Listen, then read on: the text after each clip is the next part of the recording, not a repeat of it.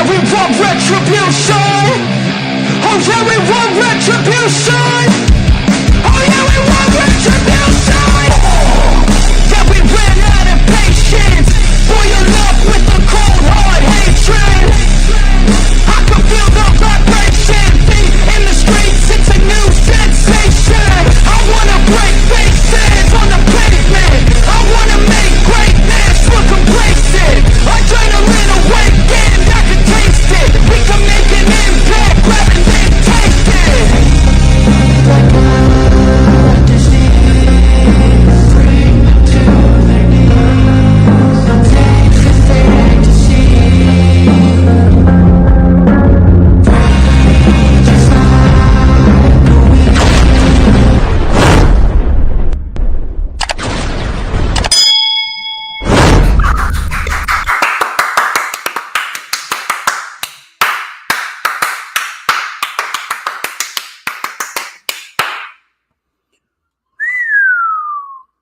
We're going to have a very, very, very fun time tonight. I hope you all have had a great Saturday as we are heading into the evening and the sun is starting to go down. Ladies and gentlemen, if you don't already know who I am the one and only DJ Storms, and I would like to welcome each and every single one of you to the official Lightning Flash update for Saturday, August 10th, 2024, as we are set and ready for the AEW Collision episode for August 10th, 2024. Hope you guys have been enjoying the content that's been put out for you by yours truly, the greatest man that has ever fucking lived. I figured I'd go live a little bit early so that way I could get some self-brand promotion and advertisements out of the way, and then obviously we can talk about the news, rumors, and reports, and hopefully we may get into them a little bit more once the show gets on the air, and then we can talk about them a little bit more during the commercial breaks. But as per usual, we're not going to waste any time. As per usual, please make sure that you follow me on all platforms of social media, whether it be X or Instagram. You can follow me there at HistoryMakerDJS. Please make sure you add me on my personal Facebook for collaborations and business inquiries. Please send me an email. My email is, of course, StormsTakeOver@gmail.com. Like the official DJ Storms business page, and I may just send you an invite to join the official DJ Storms Posse group on Facebook. All those links are in the description. We're also live on Rumble right now. Please make sure if you haven't already done so, hit the like button. Share the stream out on all platforms of social media. We need to get as many people in here as possible because it is a known fact that I make people's lives better. I didn't make the rules. Yes, I did. In addition to that, please, please, please make sure that you are getting your tickets now. If you haven't already hit me up, you better get your tickets for Battle in the Borough. And I recently just announced 2 new matches for Battle in the Borough on my social medias. I got a women's match on the show. The Cotton Candy Princess, Tiffany Avatar, will take on a woman who she's very, very familiar with in the form of Tiffany Grady. It's the Battle of the Tiffs, if you will, on Saturday, October 19th, 2024. And then 2 guys who I had on the Savage Storm Wrestling Super Show with Mr. Greek Savage. Savage is actually getting ready for vacation, so I hope that he has a great vacation with his family. No Savage Storm Wrestling Super Show next week. I think I may do something on my own. Maybe I'll do something that involves the wrestlers that are confirmed so far for Battle in the Borough. But 2 men I had on the Savage Storm Wrestling Super Show by the names of El Oso Blanco and Mateo Marcelos. They are 2 friends, 2 proud fathers, and they got into it a little bit this past Thursday on the Savage Storm show. And I have made it official. The 4th match confirmed. It will be El Oso Blanco versus Mateo Marcelos. And it is going to be one hell of a match. That is for sure. Get your tickets now. If you haven't already done so, you are not going to want to miss this. But as of right now, I would like to welcome some sponsors to the show. As per usual, let me pull up the videos over here. let me show you little advertisements from the people over at Toasted, the bagel deli and cafe. Take a look.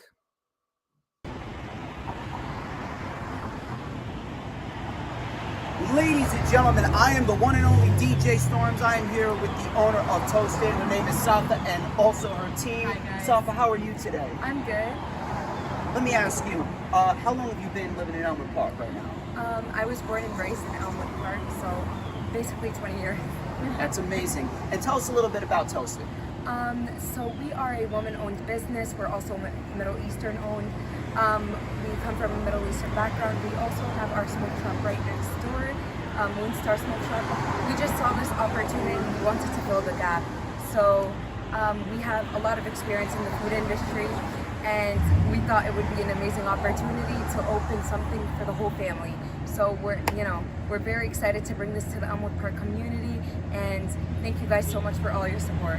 And the Elmwood Park community thanks you. Ladies and gentlemen, Safa and the team of Toasted. I'm the one and only DJ Storms. Be sure to get your tickets right now for Battle in the Borough on October 19th, 2024.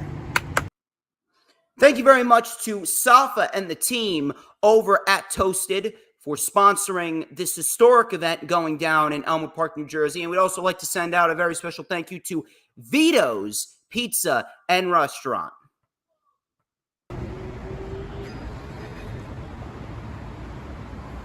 Ladies and gentlemen, I am the one and only DJ Storms, and I am here in front of Vito's Pizza and Restaurant here in Elmwood Park, New Jersey. Some of the best pizza in Bergen County. If you're hungry, hell, even if you're not, come and stop by Vito's Pizza. And of course, be sure to catch Battle in the Borough on Saturday, October 19th, 2024. Tickets, $25 at the door. DM me or call 201-507-2577. We greatly appreciate Vito's Pizza and Restaurant in Elmwood Park, New Jersey for sponsoring Battle in the Borough. And of course, our final sponsorship, Then AI. For those of you who have not been listening to the channel as of lately, Then AI is a sponsorship of the DJ Storms brand. You know someone who's getting forgetful? Well, here's a cool way to help. Then is a new AI companion app and memory aid that remembers important details about your life. Then can remember names, dates, medical information, account numbers, and a lot of other stuff too. It can also read documents, play trivia, or just chat with you like an old friend. And it's so simple that anyone can operate it. Are you ready for the best part? Ready for this? The best part, Then is running a special deal. It is 40% off all of our listeners, just $2.99 a month. For more information, please visit mythenai.com and use code DJ Storms. That is mythenai.com, myvenai.com, code DJ Storms.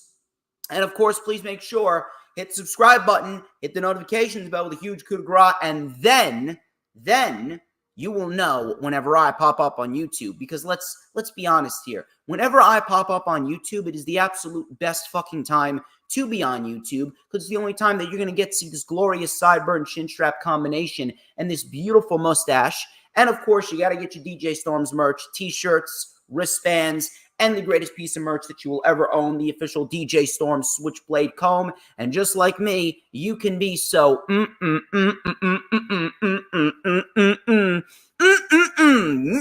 you can be scrumptious, you can be tasty, you can be as delicious as they come. And just like everyone wants a piece of me, everyone's going to want a piece of you. You'll be styling, you'll be profiling, you'll be as slick as butter. Anyway. We had some news, rumors, and reports to discuss before we get into the show that is AEW Collision. Let us discuss Monday Night Raw. I actually have a report regarding Monday Night Raw and its status going forward as far as the international PLEs go. We already know that SmackDown is recorded prior to the WWE PLE if it's in another country. We've seen that with Clash at the Castle in Scotland. We've seen that with Saudi Arabia and King and Queen of the Ring. We've seen that with Backlash in France. We're going to see it with Berlin for Bash in Berlin in Germany. There's a SmackDown the night before, and it's going to be in Berlin. However, according to Pro Wrestling News, WWE has actually discussed taping Raw on Sundays following international premium live events to allow more talent to recover rather than rushing them back to the United States to film Raw. It should be noted that this idea is not approved or cleared yet. So we do not know the status of that, but to be fair, that would be a pretty decent idea, and it would maximize WWE's time in another country if they do decide to tape Raw. So that way, the country will get SmackDown, the PLE, and Raw, and who knows, it could very well lead to more, and I mean even more money and more of an outreach in that country if WWE wants to continue to hype up their presence in these international areas. And if they want to give the people of the company, if they want to give the wrestlers more time to relax following these international premium live events, maybe that would be a good decision overall on their part. And I'm glad that they're at least experimenting with that. Obviously, we know that live wrestling is a lot better than pre-taped wrestling. But if it's a couple times a year, then you know what? I guess I could tolerate it. As long as you give me content, as long as you give me legit content, I have no issue with it.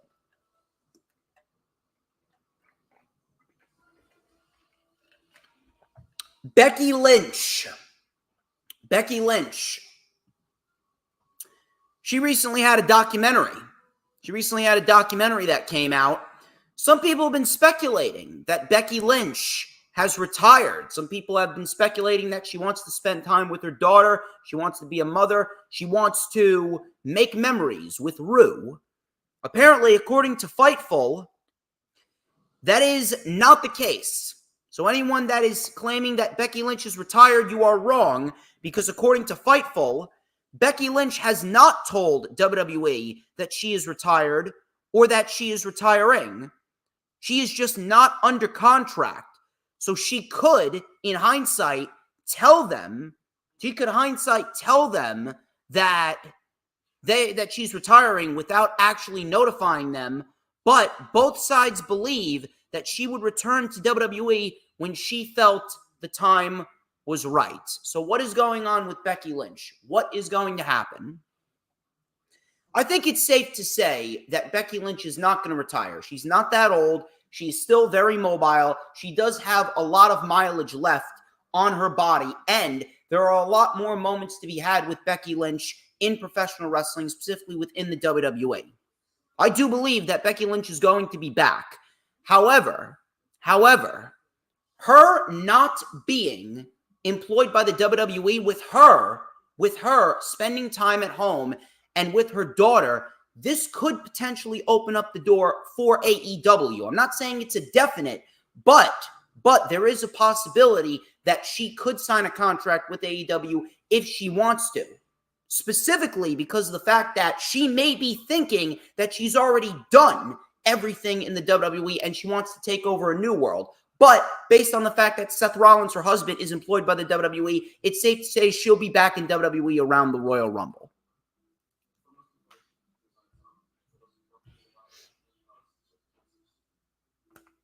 Moving on here. Speaking of Seth Rollins Seth Rollins was in the news. According to Dave Meltzer, Seth Rollins was attacked by Bronson Reed this past Monday on Raw for a specific reason. Apparently, Seth Rollins has been dealing with some chronic pain, which is why he has only wrestled once. He only wrestled once at Money in the Bank against Damian Priest when he got his rematch for the World Heavyweight Championship. He has not wrestled since then. Yes, he's been taking some bumps, but he has been rather tame. He has been rather calm since he returned from this most recent meniscus tear.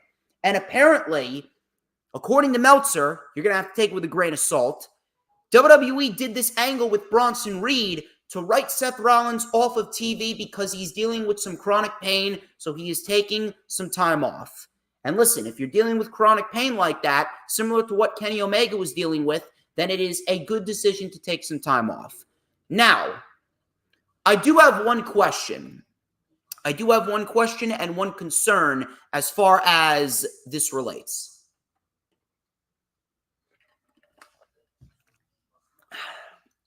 Seth Rollins apparently is dealing with chronic pain and he is taking some time off. This is why they did the attack angle with Bronson Reed last Monday on Raw.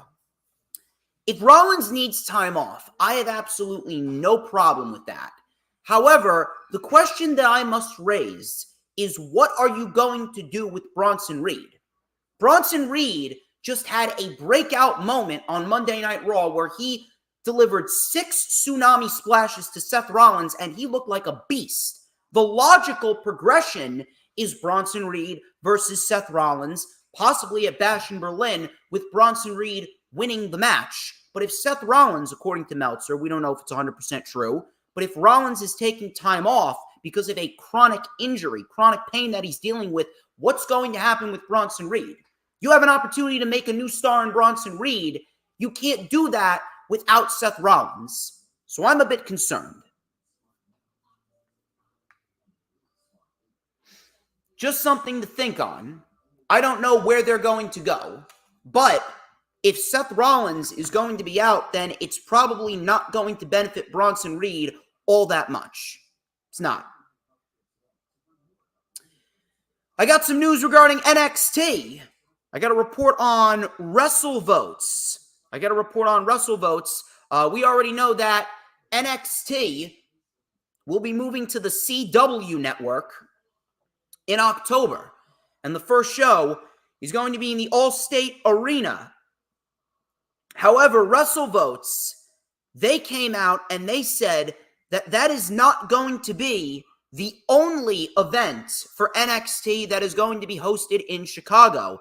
This could be a prelude to the announcement of the NXT Deadline pay-per-view or premium live event, whatever the fuck you call it. Deadline, and the concept of Deadline was made official 2 years ago, the Iron Survivor Challenge, where we would have 5 individuals, 5 male and 5 females, 2 separate matches, where we would have time limits. An individual would enter every 5 minutes, starting with 2 individuals. If you pin or make someone submit, you get a point, and then that person has to spend 90 seconds in the penalty box. And then the winner with the most falls at the end of the Iron Survivor Challenge ultimately is the winner. Apparently, WWE is planning to host Deadline in Chicago on December 15th. Or at least they were planning to host Deadline in Chicago on December 15th. That has since changed, and apparently NXT is going to be going on the road full-time. Now, I'm going to have to raise a question regarding this decision. The WWE has made the decision to take NXT on the road during their move to the CW. You already got CM Punk in Chicago for the first show, and then Randy Orton for the second show in St. Louis. The question that I have is, are you going to rely on these hometown individuals to sell out these arenas? Because NXT does not sell out arenas. Obviously, WWE is looking for the next generation of individuals, but it's not even just about selling out tickets. It's about giving the young talent a showcase. Are you really going to open each and every single one of these shows with a promo from a main roster star from that specific town? How is that beneficial to the actual full-time talent that is down there in NXT looking to become the next generation of superstars? I'm not sure if I'm a fan of that strategy at all.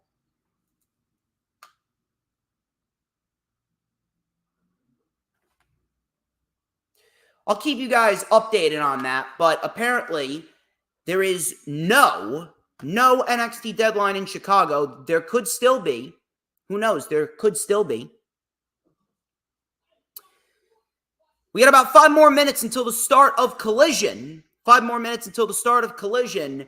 And I got one more report for now, and then we will dive into the action on Collision in just 5 short minutes, according to my clock here on my computer. Although, I don't think it says the same thing on the clock over there by the television. Either way, Collision is starting in T-minus 10 minutes. So you know for a fact that we are going to get some good wrestling material tonight. How you doing, Hassan? How you doing, Mick?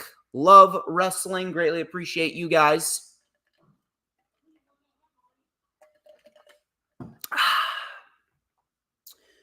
My final report for now. The WRKD Wrestling Twitter account have made claims as to what the Bad Blood main event is going to be. Bad Blood, of course, if you guys are unaware, Bad Blood is taking place in Atlanta, Georgia. Bad Blood is taking place in Atlanta, Georgia, and that is going to be on October 5th. That is the anniversary of the Shawn Michaels Undertaker match, which was the first match to take place inside Hell in a Cell. And according to the WRKD Wrestling Twitter account, the planned main event of WWE Bad Blood is indeed a Hell in a Cell match. According to the Twitter account, CM Punk and Drew McIntyre inside Hell in a Cell is the current planned main event for October's pay-per-view. Now, for those of you that are not aware, WWE is indeed continuing the CM Punk Drew McIntyre program. The match at SummerSlam went off without a hitch, and Drew McIntyre got the win as expected. I'm assuming that match number 2 will take place in Berlin, and we will get CM Punk and Drew McIntyre at Bash in Berlin, and then the final match will be inside Hell in a Cell. This is definitely something that I can get behind, and if we're going to be quite honest, this is probably the best route to go. Although, WWE does have options. Do not misconstrue it. WWE's got some options.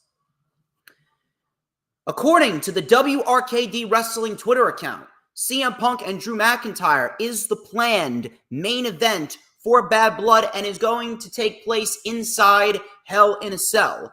WWE certainly has some options, but they are playing up to the long-term story that has been panning out all year. This feud has been going on since January.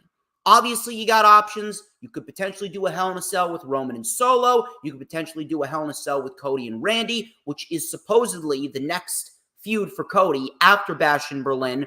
But Punk and McIntyre is the best bet because that has been building since January when CM Punk was injured by Drew McIntyre in the Rumble, and Drew McIntyre inevitably got eliminated by Punk. Since then, Punk has cost Drew McIntyre the World Championship on multiple occasions, and Drew got a victory over Punk at SummerSlam. Punk and Drew is the best bet for a Hell in a Cell match.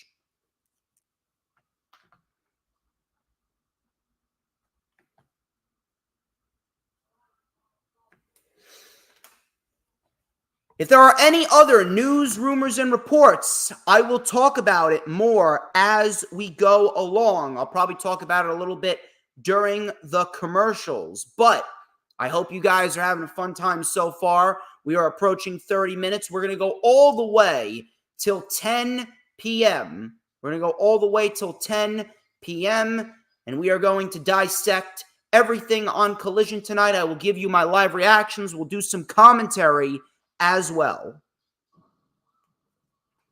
I don't normally do the Collision watch-alongs, to be fair. I normally don't.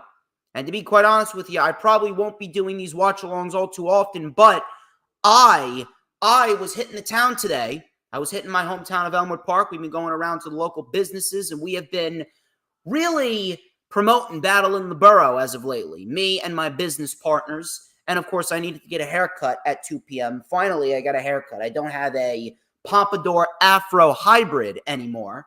But we got some stuff going down on Collision tonight. We have Darby Allin and Hologram. They are going to be taking on the premier athletes of Ari Daivari and Tony Nese. We also have a Texas bull rope match between Thunder Rosa and Deonna Purrazzo. House of Black will take on the Bang Bang Gang, and the winners will fight the Patriarchy for the Trios Championships at All In. And Christian Cage is the special guest referee. That should be fun. Swerve Strickland is doing an open challenge tonight. Roosh is taking on Preston Vance, and FTR, they got a match with the Outrunners. I'm assuming FTR is going to find their way into that world title match at All In, which is probably the best bet. Back to the Future is just finishing up, thank God. Now, I've never been a Back to the Future fan, if we're going to be quite honest. Are there any Back to the Future fans watching right now? If there is, please let me know. If there is, please let me know.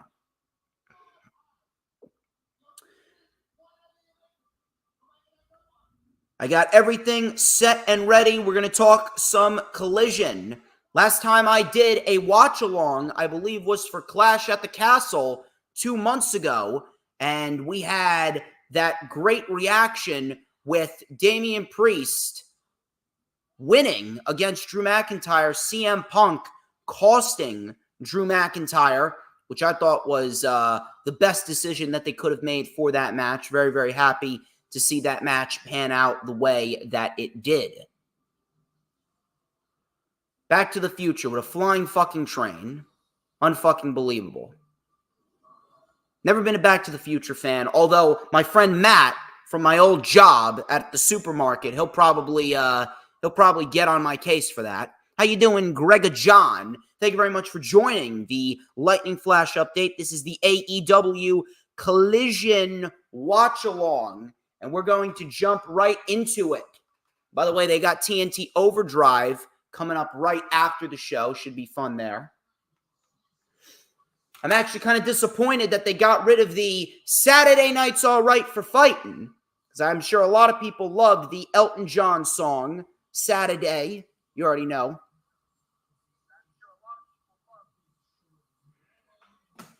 Here we go. Collision is just starting. We're jumping right into the action here. Which match is going to kick off the show? Make your predictions right now. Got my comb here. Going to make sure this new haircut is as stylish as fucking possible, because no one looks as good as I do. All these fucking pro wrestling podcasters, they're ugly fucks. I'm fucking handsome, that is for sure. Look at how fucking pristine my facial hair is. Ain't I great? Eat your heart out, Jeff Jarrett. We are live from the Esports Stadium here in Arlington, Texas, and we are getting set for yet another episode of Collision. I'm actually enjoying these Collision episodes in the Esports Stadium. If anything, this should be a yearly thing for AEW. It looks like we're starting off with Darby Allin and Hologram versus the Premier Athletes. Oh, by the way, I got to give Darby Allin some props. Last night on Rampage, he gave the Butcher perhaps his best match in years. Darby Allin, he has to be a world champion. You know, I would not be opposed. I'm not going to bullshit you. Darby's not going to win the TNT title at All In. That needs to go to Jack Perry. Jack Perry needs that. But I would not be opposed to Darby Allin winning the world championship at Grand Slam. If you really want to make a new star and you want to give Darby Allin a big moment, I would not mind it whatsoever if you want to give Darby Allin that moment by having him beat whoever the world champion is, whether it's Swerve or Bryan Danielson. Although, I don't think it's going to happen. Based on the fact that we got a Casino Gauntlet match, it seems all but confirmed that Hangman Page is going to win the Casino Gauntlet match, and he is going to fight Swerve potentially at Wrestle Dream in Swerve's hometown of Tacoma, Washington. And that could be the end of Swerve Strickland's title reign. Hologram is fucking great. I'm not sure about you guys, but Hologram, he has been very, very impressive as of lately. He is fucking great at what he does. At this point, they may have no choice but to put this man on Dynamite sooner rather than later. Man, Hologram is fucking phenomenal. He's got a good look. Might be a little thin, might be a little small, but he's got a phenomenal look. Love the neon shit. He is slowly becoming AEW's version of Axiom. And Axiom, he's fucking great. Him and Nathan Fraser, they're doing their own thing on Tuesday nights. Gotta give props to Nathan Fraser and Axiom.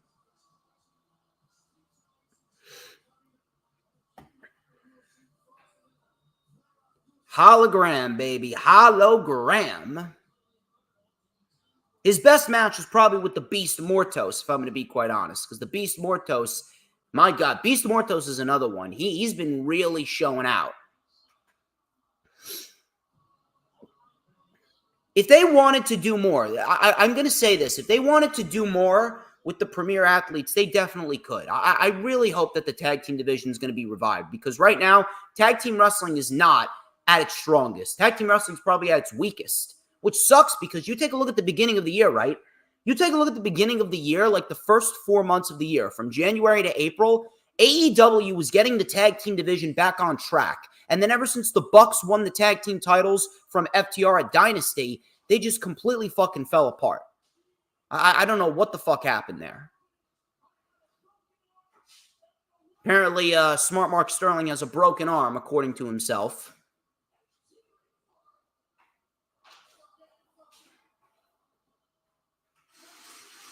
Ari Daivari looks fucking great.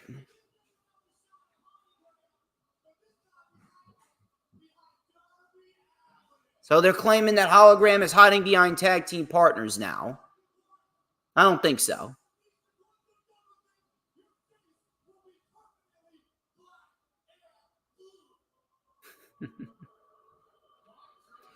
Crowd is lively in Esports Stadium. I got to give them that. The setup looks great, by the way. I love the stage. The stage looks fucking great in the Esports Stadium. Very well done. Very, very, very well done. We are off. We are off. First match is underway. Hologram now. Locking up with Josh Woods. Apparently, it's not Ari Daivari and Tony Nese. It is Josh Woods and Tony Nese. Got to give my props to Josh Woods. Josh Woods, he's great at what he does. He could really be a decent undercarder in Ring of Honor if they really want to invest heavily in Ring of Honor. I actually need to catch up with Ring of Honor. I missed it this past Thursday.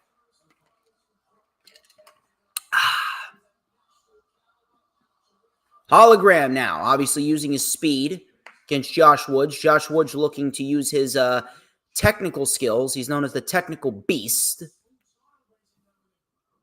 Hologram is incredibly quick, very nimble on his feet, as you can see.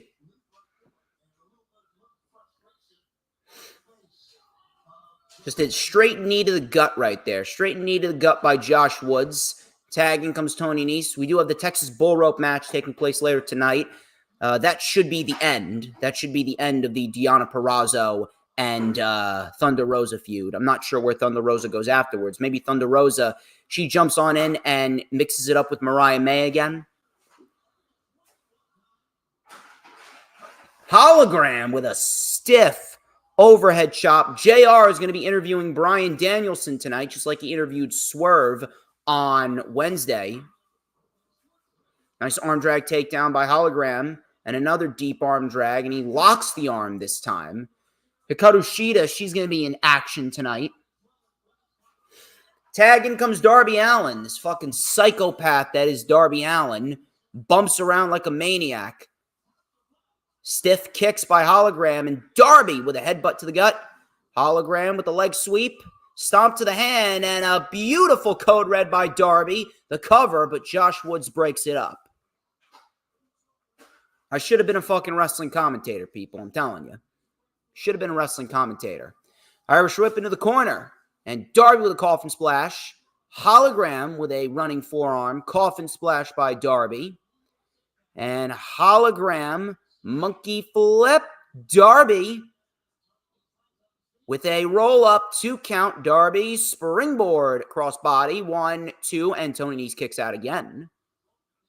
How you doing, Matthew? Thank you very much for stopping on by. We got 18 people watching across 4 platforms so far. Thank you very much, everyone, for watching. You guys are great. Do not forget to hit your super chats, hit the super stickers, and hit the super thanks. We want to get as much traction as we possibly can here for this Collision watch-along.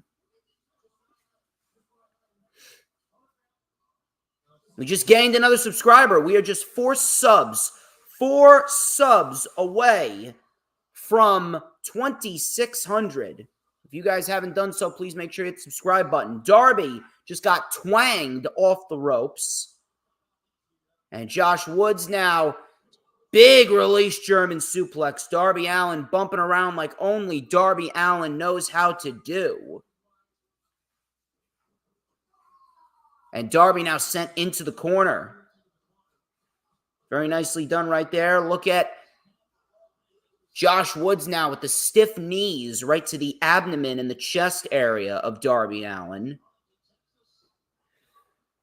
And now Darby is caught in a bear hug position. That is an exploder suplex toss by Josh Woods. Very nicely done. And Josh Woods is just mocking Hologram now. Again, like I said, they could do something with the fucking Premier Athletes if they want to. 15 days away from All In. Darby. And Darby tossed to the outside. He hit hard, man. He hit hard. And the referee obviously distracted by Woods as the rest of the Premier Athletes, including Smart Mark Sterling, give him the boots. I believe there's about 1,200 people in the esports stadium. Nicely done. And a clothesline by Woods. Nicely done. Darby Allin now on the defense. There's a kick out. Kind of a lackluster kick out there from Darby Allin. Kind of a lackluster kick out. Darby Allin obviously selling the injuries that are being inflicted upon him by the Premier Athletes, to say the least.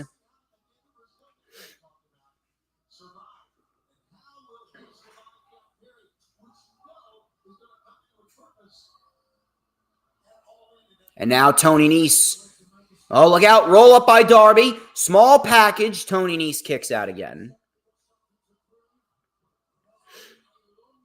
And Darby with a body slam on Tony Nese. Very nicely done. Very, very, very nicely done.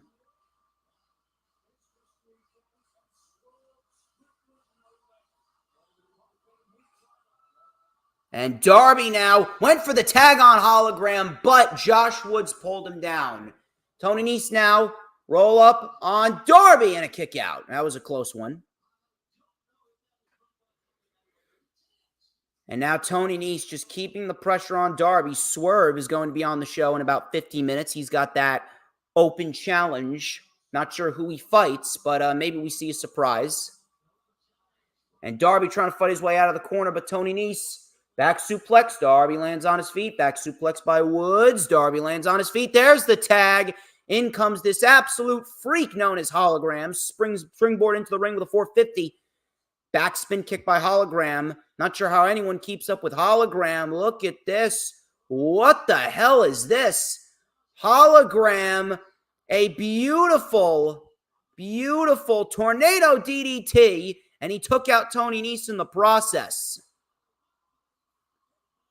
And Hologram, beautiful Spanish fly by Hologram. It's one of my favorite moves ever, the Spanish fly. Hologram off the ropes. Whoa. Another Hurricane Rana takedown with a little bit of a tilt-a-whirl by Hologram. Hologram with a roundhouse kick. And a nice high knee. Hologram now looking to cover Josh Woods, and Tony Nese saves it. Tony Nese saves the match here.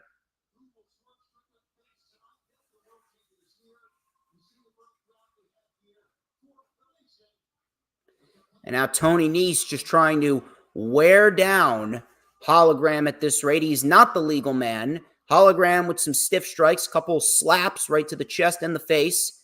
Hologram, oh my God, caught with a rising knee in midair by Josh Woods. I forget that Josh Woods is actually very agile. And Woods and Nese with an Olympic Slam neckbreaker combo. Here's the cover, lateral press, and Darby saves the match. Hologram's undefeated streak remains intact. At this rate, they're going to have to give Hologram a championship match. And Darby sent into the corner, and a big rising knee strike by Josh Woods. I'm not sure what they have planned here. Tony Nese, rolling palm strike by Nese. And now Tony Nese has Darby. Oh, but Hologram trying to fight back against Josh Woods. And Hologram with a roundhouse kick. I don't know what the hell Hologram's looking for here, but Hologram measuring the premier athletes. Josh Woods grabbed the foot. Darby with a coffin splash onto Ari Daivari and Smart Mark Sterling. Of course, Darby was going to do that. He's a maniac. Tony Nese sent to the floor. And now Hologram at the mercy of Josh Woods. Here's the roll-up. Went for a chaos theory. Hologram rolls through. Trying for the crucifix pin, and he got him. Hologram and Darby Allin get the win here.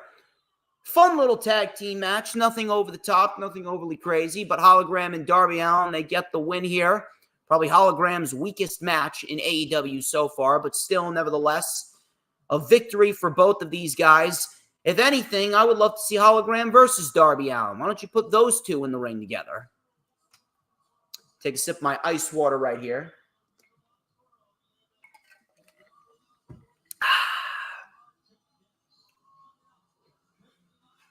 And it looks like the Texas Bull Rope match is up next.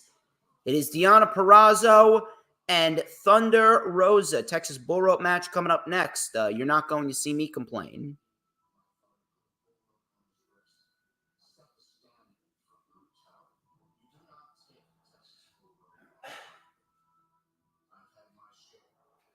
Dustin Rhodes, a little history on the Texas Bull Rope match. Hope you guys are having a good time so far.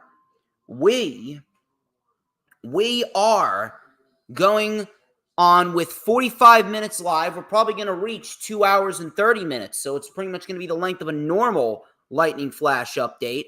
I ran down some news, rumors, and reports earlier on in the stream, so if you guys are interested in that, please go and check that out.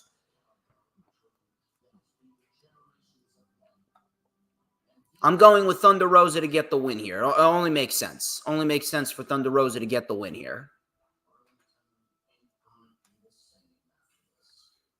Dustin Rhodes says Arlington ain't going to be the same after this.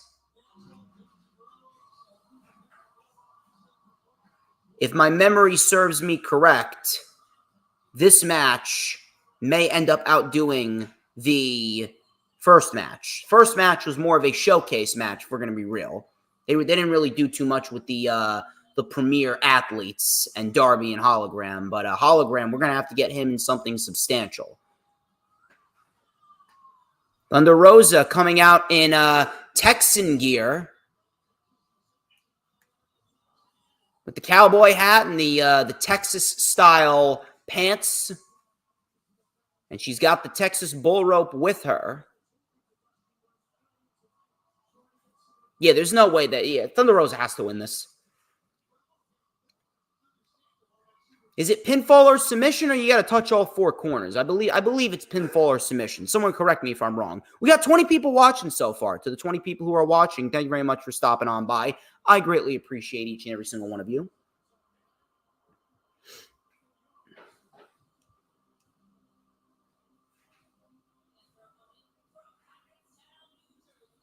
Deonna Purrazzo.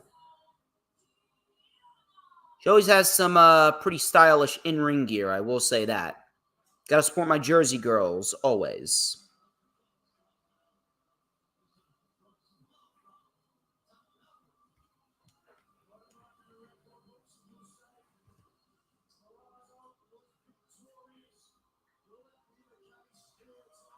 We are live right now on Rumble as we speak.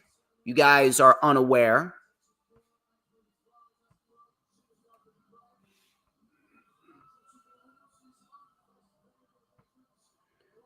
We are in progress right now on Rumble. We're in progress live on YouTube. We're also live on X.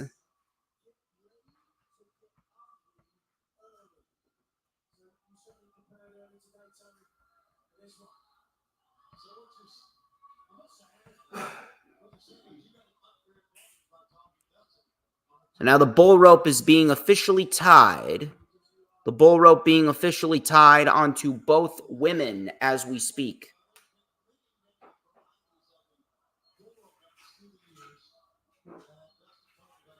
So the bull rope has been tied.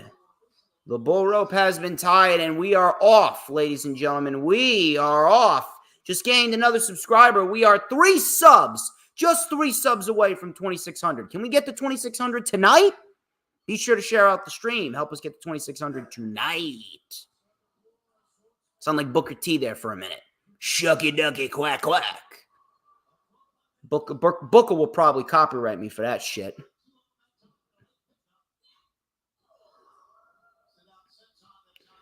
And Thunder Rosa now with the ground and pound. Ground and pound by Thunder Rosa on Deonna. Obviously, you know that things could get a little bit nasty. I'm not sure what kind of weapons we'll see. I'm hoping we see some sort of weapons here. Obviously, neither woman can leave because they are tied together by that Texas bull rope.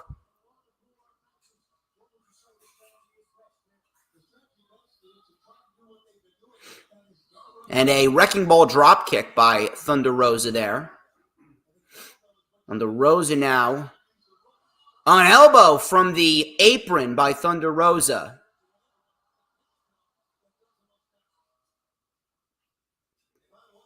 And Thunder Rosa now trying to wear down Deonna, sent right into the steps. Hip and shoulder first. And things are getting nasty very quickly. The fight is on the outside. There is no disqualifications and no countouts. Chop right to the chest by Miss Thunder Rosa. And now Thunder Rosa and Deonna back into the ring. And now Rosa with a backstabber. Very nicely done.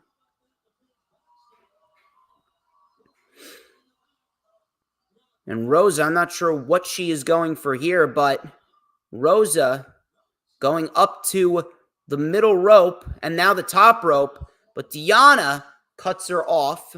And now Deonna has got Rosa upside down. The bull rope's still tied. And now Deonna measuring Rosa. Well, she went for the shoulder tackle with the Tree of Woe position, but now she pulls Thunder Rosa down thanks to the bull rope.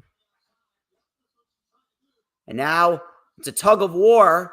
Tug of war between Rosa and Deonna Purrazzo. As Purrazzo, she may be losing it. Oh, hold on. Almost looked like the shoulder went into the post there. She got the cowbell now. I have a fever, and the only cure is more cowbell. And the cowbell is bashed off of Thunder Rosa's face. Looks like her fever is being caused by the cowbell. She needs less cowbell. Not sure what is going to go down here. Maybe a steel chair, if you will. Where are the steel chairs? Come on.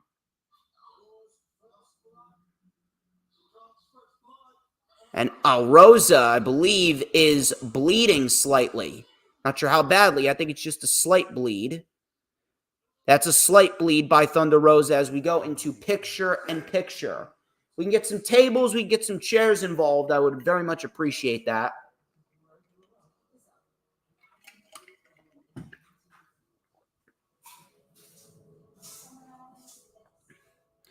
Well, now we are in picture-in-picture still, and Deonna Purrazzo is remaining in control.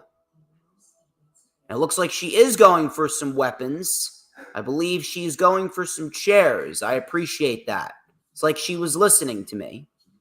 It's like she was listening to me. I'm telling you. People listen to DJ Storms, whether they're in the ring, whether they're on the phone, whether they're getting a fucking coffee, whether they're going down to take a nap.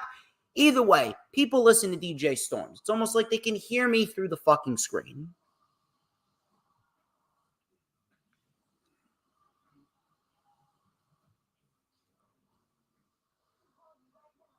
And Thunder Rosa is down, and Deonna Purrazzo brings out a table. Man, I wonder who pitched that idea. Deonna Purrazzo brings out a table. That I can appreciate it. That I very much appreciate.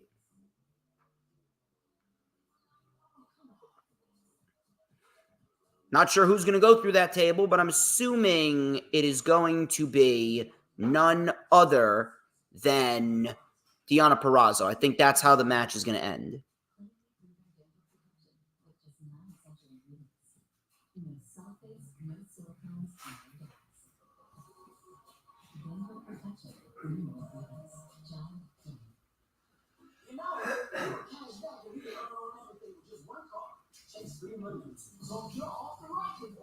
I think Deonna Purrazzo, she is setting up the table as we speak. She is setting up the table as we speak. Thunder Rosa is still trying to get herself collected.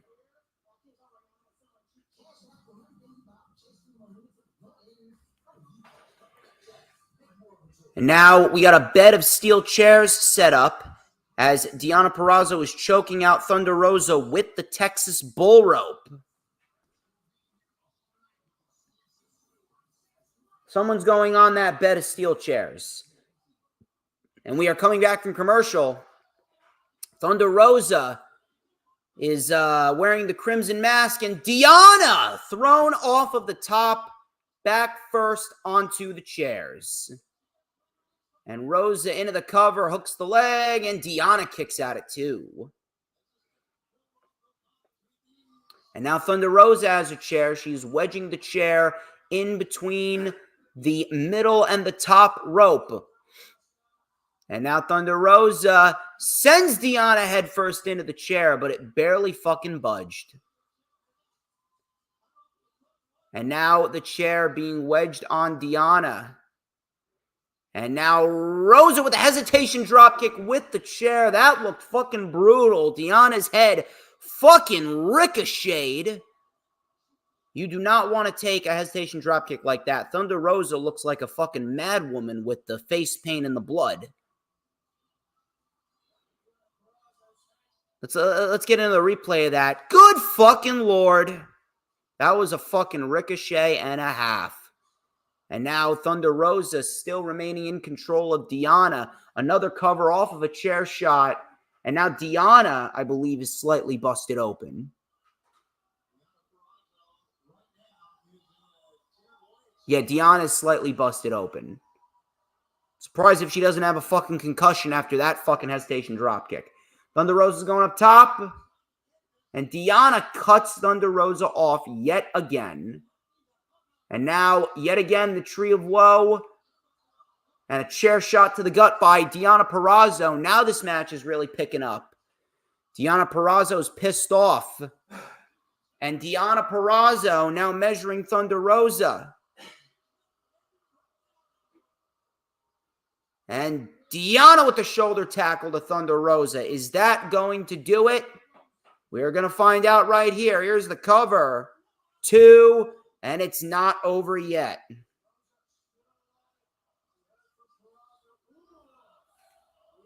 Crowd is chanting, use the table.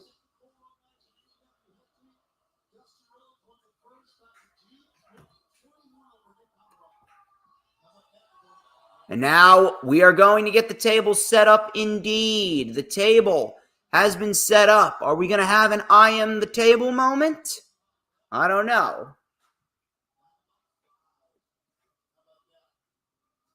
And Rosa stopped herself. Rosa with a back kick.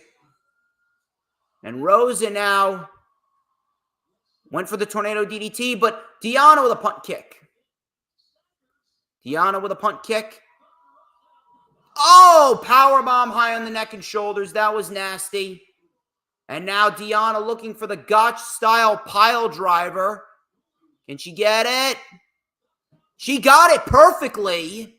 She gets it perfectly. Is that going to do it? No.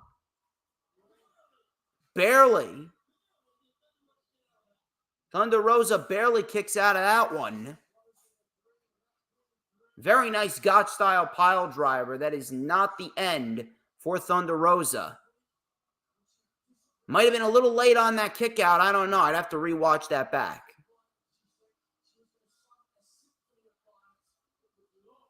Well, she has had enough now, Deonna. Deonna is setting up the table quite nicely here. This is probably their best match together. Much better than the ladder match, that is for sure.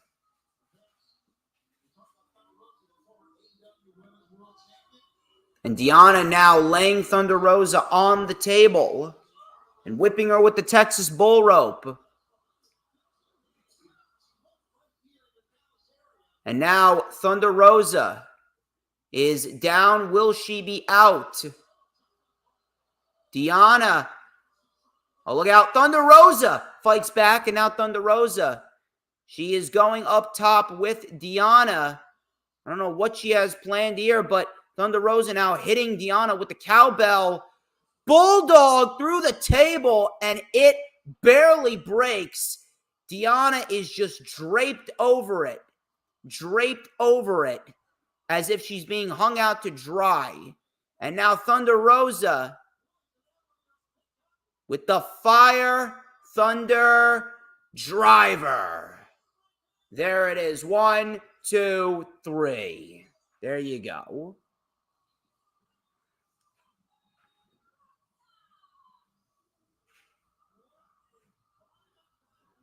Not the smoothest match, but they definitely delivered a fight.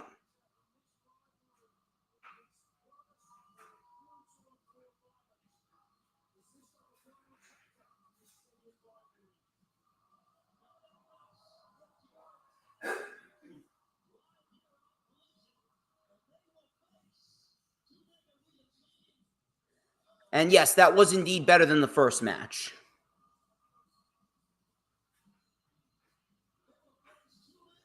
Thunder Rosa gets the win. I think it's about time that we get her involved in the women's title picture again.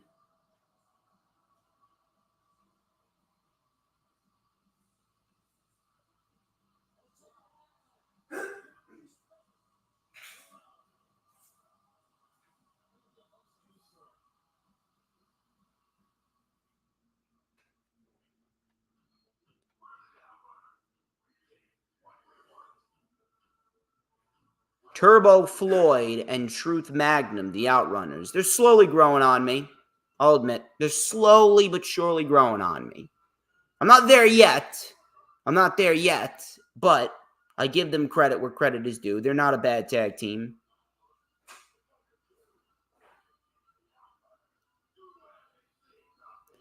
And we got the Outrunners versus FTR coming up next.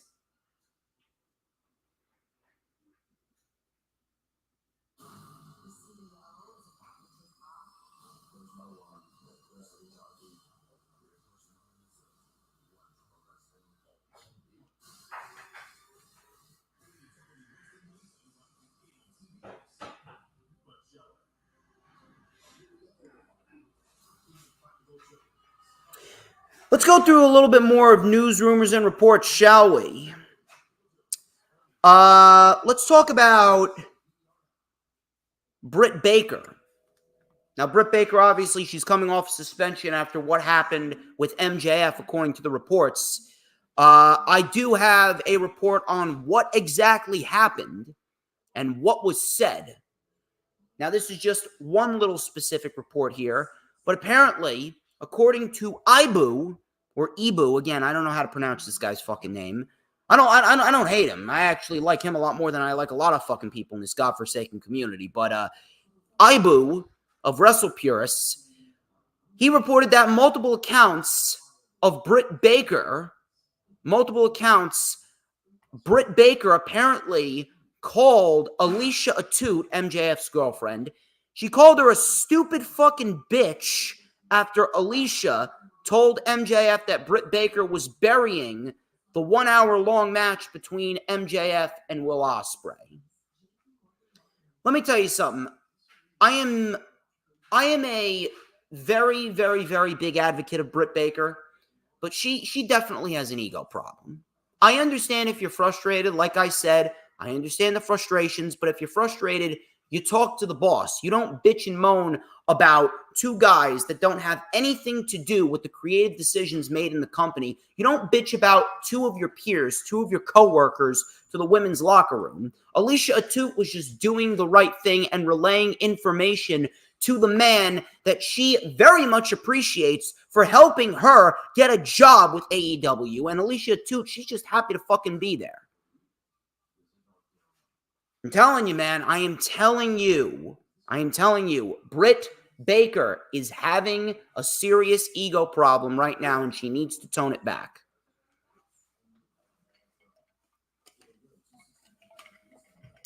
I also got a report from Fightful regarding the Sami Zayn-Braun Breaker match. The Sami Zayn-Braun Breaker match only got about 5 minutes and 40 seconds at SummerSlam. Now, apparently, the match was shorter than originally planned. The match was allotted for 10 minutes, and it only went 5.5 minutes. This is a problem. And we got a major fucking issue with this. And I got a little bit to say about this. First of all, why are you promoting Jelly Roll to come on out and talk about, how the attendance is 57,000, whatever? Why did we need a musical performance by Jelly Roll to start the show? And why did we need a segment with Jelly Roll, Awesome Truth, and A-Town Down Under later on in the show before the main event? Apparently, the Sami Zayn and Braun Breaker match was allotted for 10 minutes. It only got 5 minutes and 40 seconds. Why? Because WWE was horribly planning out the show. We had the Jelly Roll performance, which wasn't terrible. I'm not going to say that I hate Jelly Roll. I don't like him, but I don't hate him. But then we had a segment later on with Awesome Truth and A-Town Down Under where Jelly Roll got physically involved. Why did we need the extra bullshit segments with a celebrity when we should really be focusing on the wrestling? The wrestling is the meat and potatoes. Professional wrestling should be the focus of every single company that is involved in the professional wrestling industry. And it was very, very, very disrespectful to Sami Zayn and Braun Breaker. And it really showcases how ass backwards WWE is. Now we got a 2 out of 3 falls match on Monday Night Raw in which Sami Zayn and Braun Breaker are going to outdo what they did at SummerSlam.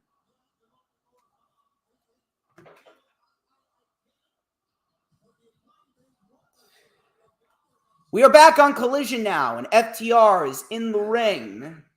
FTR is in the ring. They are set for a match with the Outrunners. Turbo Floyd and Truth Magnum. Gotta love it. Not sure how long this is going to go, but I don't think it should go too long. A lot of people are reacting quite positively to Thunder Rosa getting the win there. Outrunners out here, getting set for their match against FTR.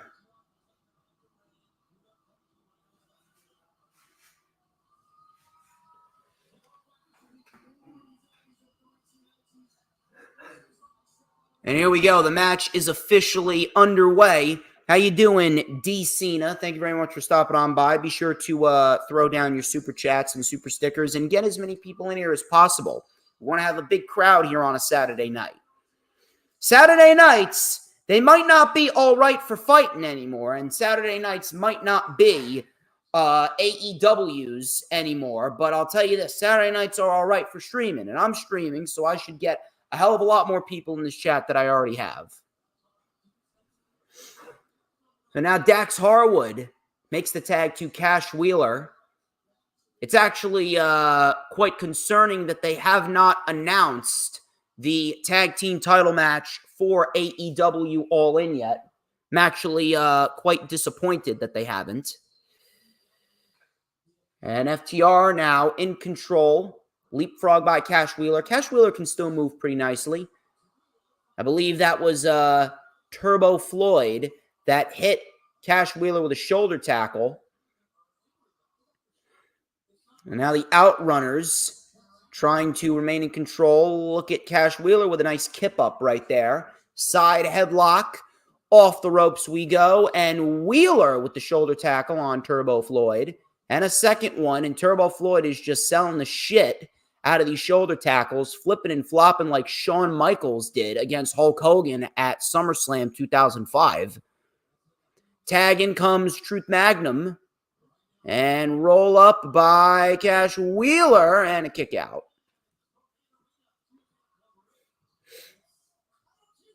And an arm drag, nice arm wringer, and now Truth Magnum and Turbo Floyd has Cash Wheeler in their corner. And Cash Wheeler off of the ropes, and a double back elbow. And the Outrunner's taking some time to flex. And a double elbow drop. Here's a cover by Turbo Floyd and a kick out by Cash Wheeler. And Turbo Floyd caught with an atomic drop by Cash Wheeler, and a nice chop. Almost looked like it was high across the neck right there.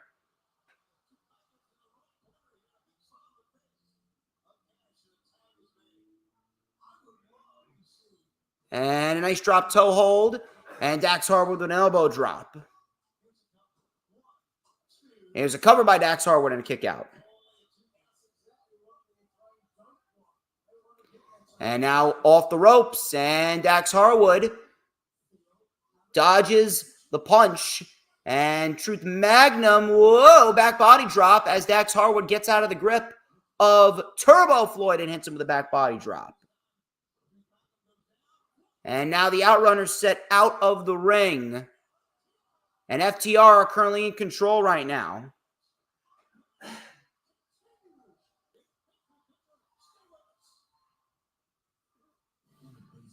And we are in picture-in-picture right now. Hope you guys are having a fun time, as per usual. I greatly appreciate each and every single one of you for stopping on by. You guys have been fantastic. You guys definitely make being DJ Storms worth it.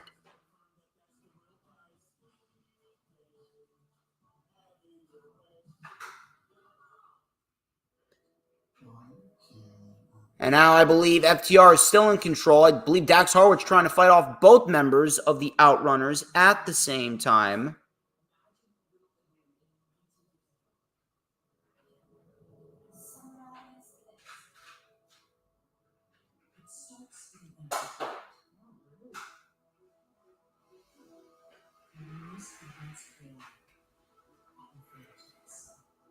If you guys are watching Collision right now, please let me know.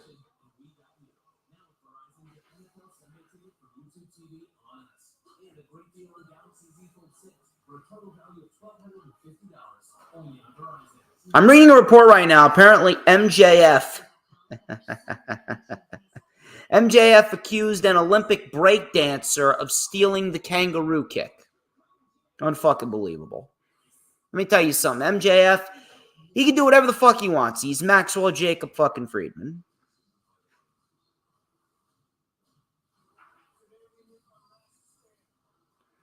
And in picture-in-picture right now, the Outrunners have taken over control.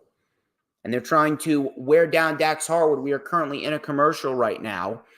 We went over a couple of news and rumors at the beginning of the show.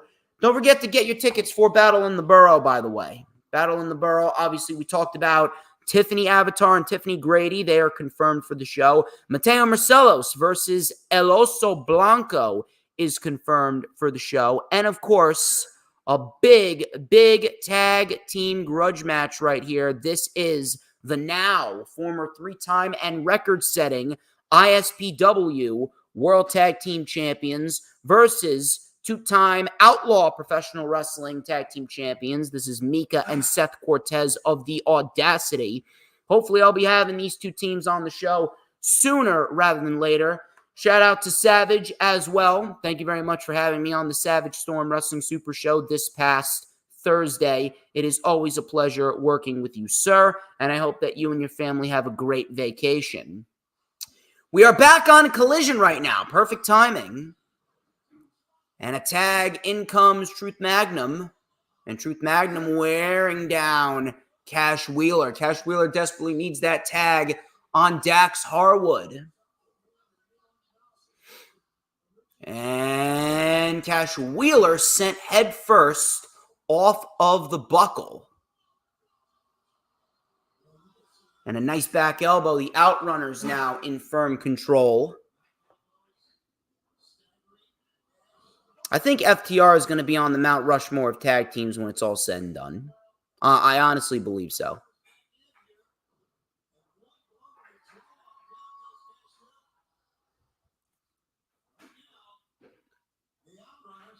Now the Outrunners in control. There's a nice sunset flip by Cash Wheeler. And Turbo Floyd trying to hold on. He got the tag. In comes Truth Magnum. And Cash Wheeler is still at the mercy of the Outrunners. Tag team division, man. I'm really hoping this tag team division takes a turn for the better.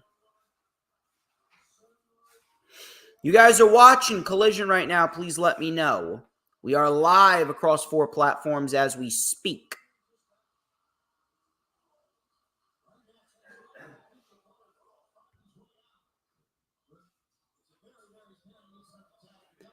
And down goes Truth Magnum. Turbo Floyd center of the post, and in comes Dax Harwood. And now Dax Harwood's going to light everybody up. Dax Harwood with a couple right hands. Nice clothesline in the corner and a back elbow. And Dax, arm wringer, lariat, and down goes Turbo Floyd.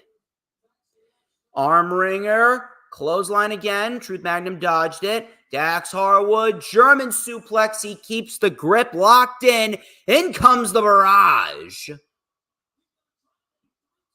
And a trifecta. He's going for number 4. And number 4. He's hanging on. Number 5. Brock Lesnar, eat your heart out. Suplex City. The mayor is Dax frickin' Harwood. Oh, reversal. Going for number 6. Standing switch. And Dax. Pile driver connects on the money. 1, 2, and he moved, and it was Truth Magnum that ended up dropping himself onto Turbo Floyd. There's a body slam to Turbo Floyd by Cash Wheeler. And they're going for the Shatter Machine. They're going to hit it. Going to hit that Shatter Machine. And I think Truth Magnum trying to get himself steady. There's the Shatter Machine. 1, 2, 3. There you go. There you go. All it takes is a 1, 2, 3. FTR get the win here. Are we going to finally get that confirmation of the match? Are we going to get it?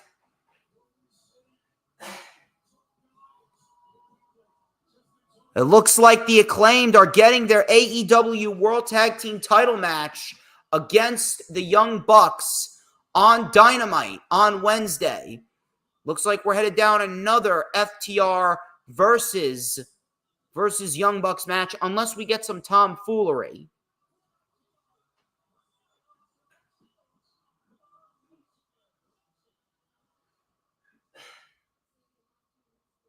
And the Acclaim versus the Young Bucks is set for Wednesday.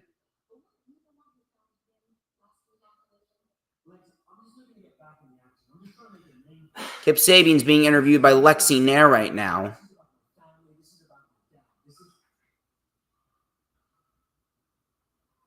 Hey, Kip.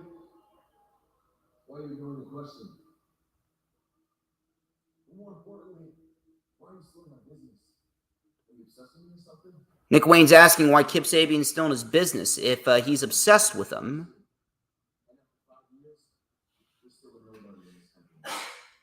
But anyway, I'm tired of these games you've been playing for the last month or so. Then we'll put an end to it this week on Rampage, as I step in the ring with you one-on-one. And I guarantee your dad, died a loser, I'll make sure you go out the same way too. Nick Wayne says that Kip Sabian's father died a loser, and he's going to make sure Kip Sabian goes out the exact same way. He's learning from his father, Christian Cage. How nice. How nice of Nick Wayne.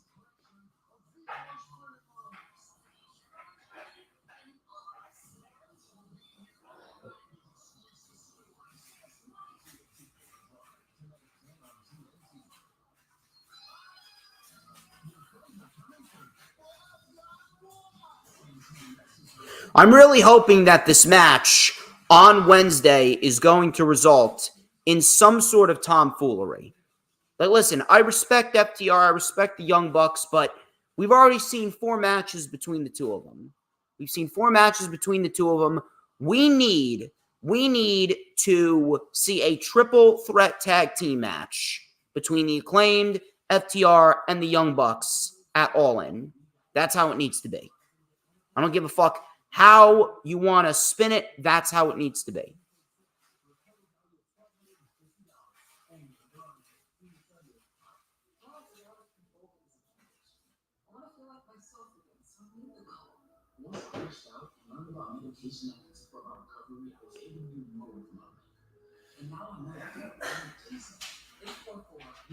We are currently in a commercial right now, and we are headed down the match of Roosh versus Preston Vance. That's really not going to result in anything.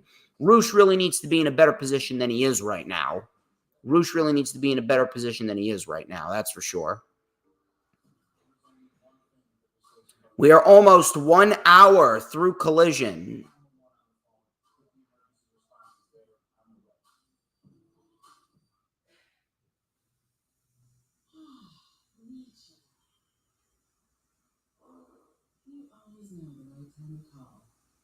When one plays dirty, water works. Water works. Pure, clean, healthy skin.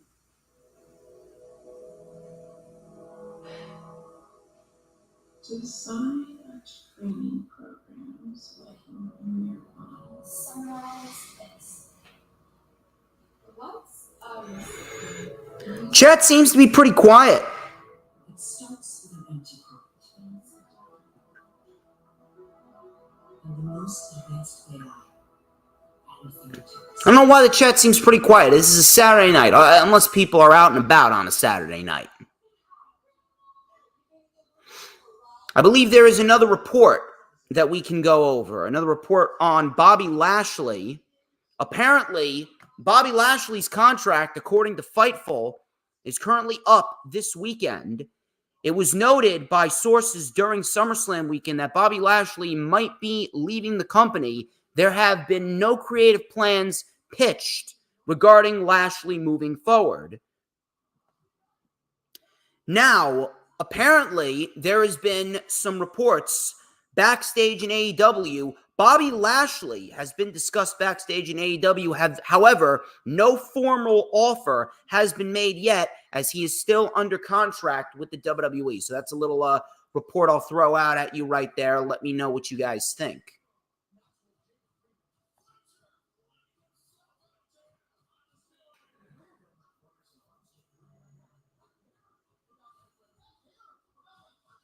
Tommy Billington. Tommy Billington has just been signed by AEW. Congratulations to Tommy Billington.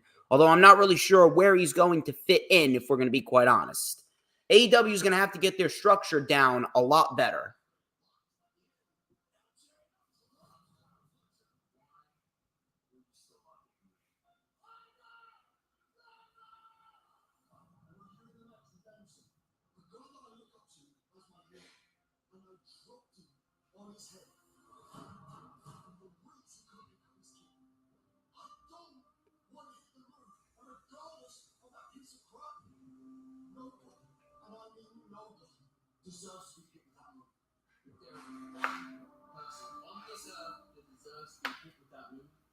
Kyle Fletcher is telling Will Ospreay that MJF deserves to be hit with the Tiger Driver 91.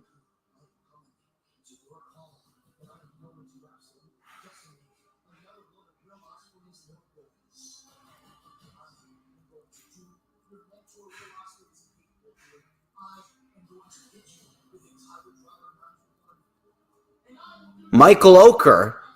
Apparently, he's going to receive a Tiger Driver 91 at the hands of MJF. Gotta love MJF. This version of MJF is fucking great.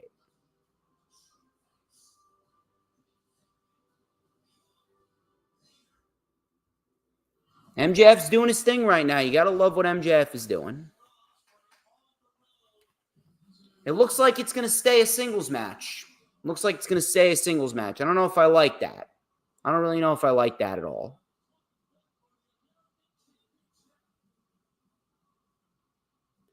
Roosh.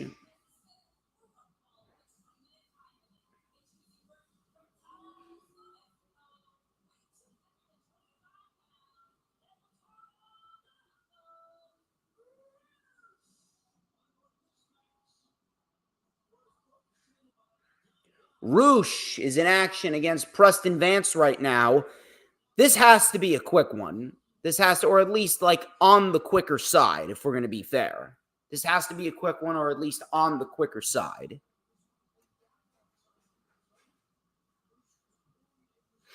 Thank you very much to Dee. Thank you very much to Grega John. Thank you very much to Matthew. Greatly appreciate you.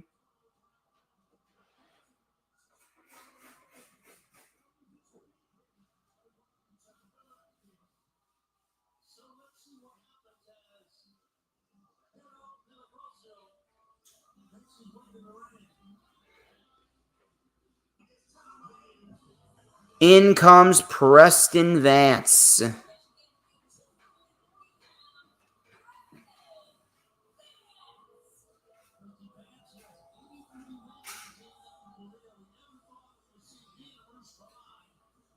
Roosh and Preston Vance, they were the former members of La Facción Ingobernables.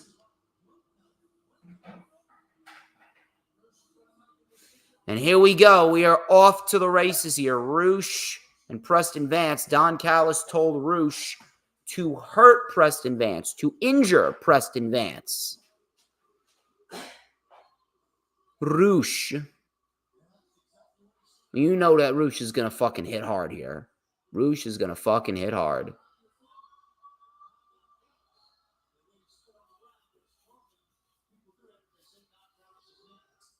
Oh, a big forearm there by Roosh. And apparently Roosh chooses the Don Callis family.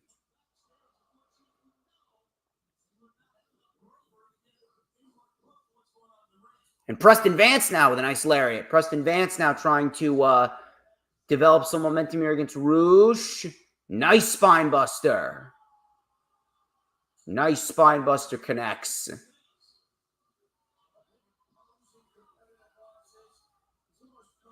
And a big chop. And in comes Preston Vance. Preston Vance, he is really developing some momentum, but Roosh shuts him down immediately by sending him into the barricade. And Roosh is going to send him into each and every single corner. And now Roosh sent Preston Vance into the barricade, and the fans are just watching as Roosh is just ragdolling Preston Vance as we speak. I think he bit his forehead. Roosh just bit Preston Vance's forehead. Didn't know that they had vampires down there in Mexico.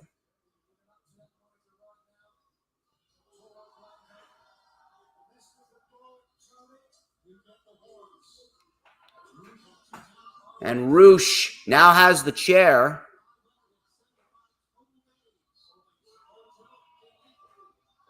And Roosh has busted him open. He's licking Preston Vance's blood like a maniac.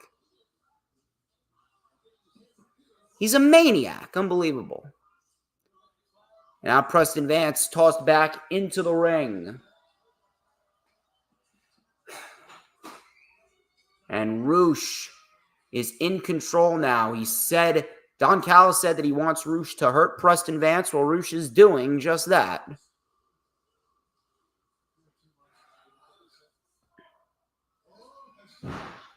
What a chop by Roosh. I'm telling you, Roosh's chops are right up there with Gunther's. I don't give a shit. How you doing, Adam Carl? Thank you very much for stopping by. Snap German suplex off the ropes. Preston Vance pops right back up. Spear! Spear by Vance. Roosh kicks out. Preston Vance going to go for a full Nelson bomb perhaps, but no. Preston Vance with a discus lariat. Here's the cover on Roosh. Hooks the leg and a kick out by Roosh.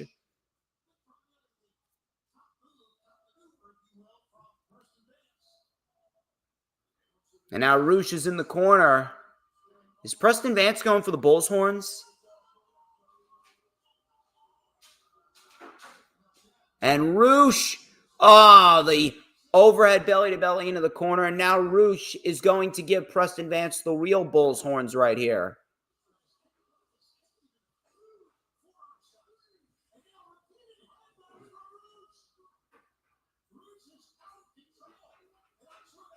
And now this is where it's going to end. You got to hit the most devastating hesitation drop kick that you will see in the industry.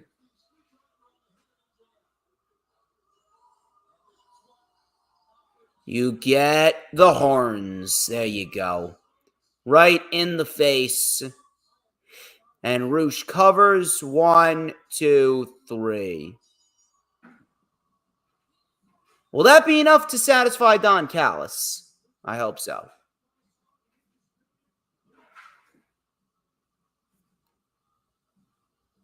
Don Callis is quite happy. Roosh should absolutely be a mid-card champion at some point. He's not done yet. He's not done yet. Of course he's not done yet. He wants to obey Don Callis, so he's going to fucking hurt Preston Vance.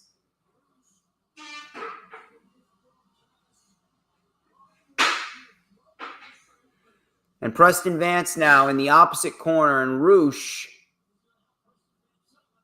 I don't know what the hell he wants to do. Roosh has the crazy eyes.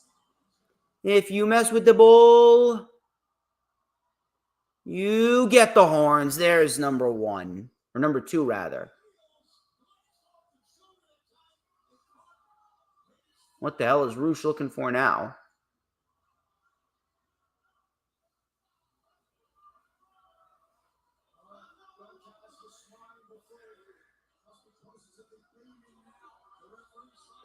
And Roosh now trying to get back into the ring.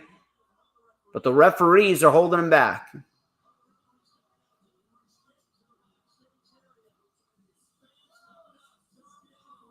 And apparently Roosh, he's trying to get himself back on the right track. So Roosh gets the win there.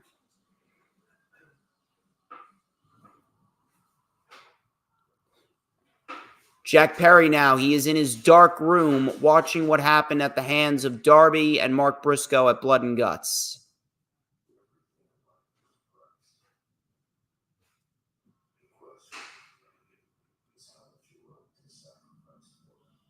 Well, he got lit on fire, so I'm assuming that, you sacrificed a lot there, Jack Perry.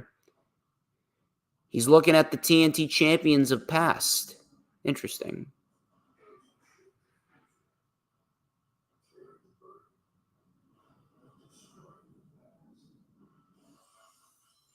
He's destroying the televisions.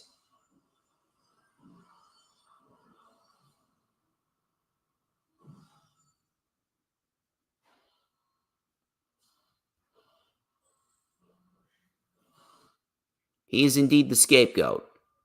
Although he should be on television a lot more. And Swerve Strickland is out here. Swerve Strickland out here on Collision for the first time in Esports Stadium. There's Prince Nana with this Prince Nana coffee.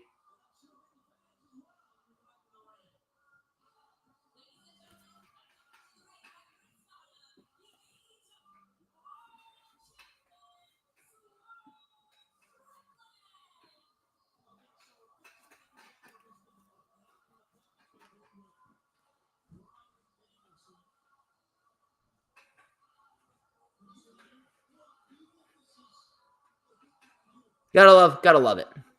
Gotta love it. Prince Nana, man. Every single time I see Nana, I gotta do the dance. Gotta do the fucking dance.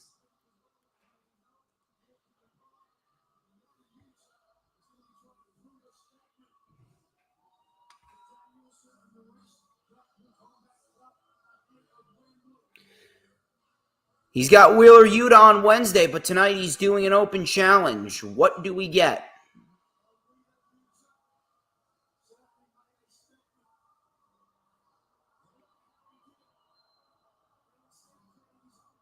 I'm telling you, man, the that theme song is very addicting. I'm very, very happy that I downloaded it.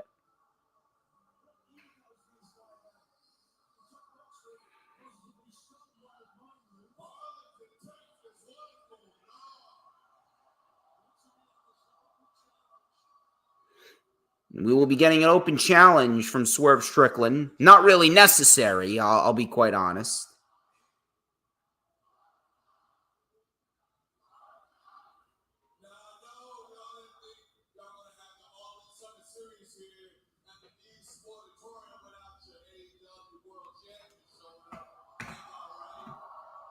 Swerve Strickland says that they're not going to have the Summer Series in esports without Swerve Strickland.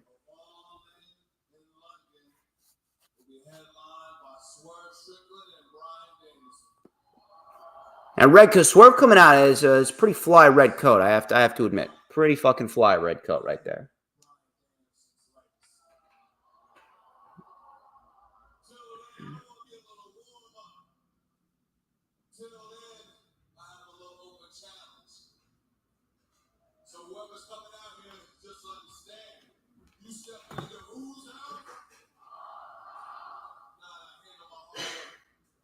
Nah, I handle my hardwood. You heard the boss himself, said Nana.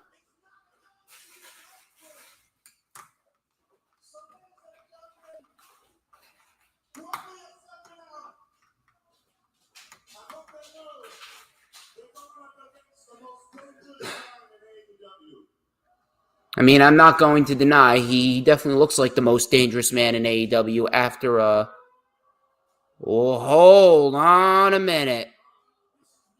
Ishii? Of all people? Of all people, they're putting him against Ishii. Holy shit. Y'all better be prepared. Y'all better be prepared because we got our work cut out for us tonight.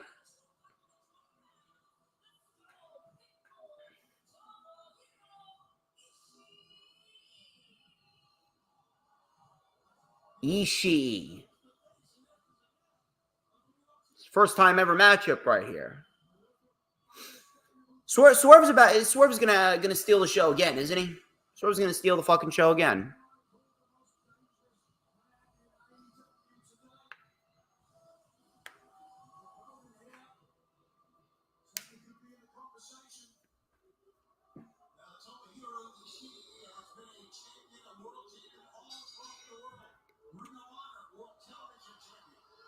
Here we go.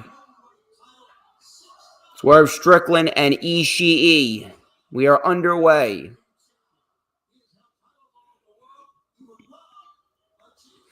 Rebound off the ropes. And Swerve Strickland now trying to get his hands on Ishii. Counter for counter between the both of them. Now the crowd is loving this one.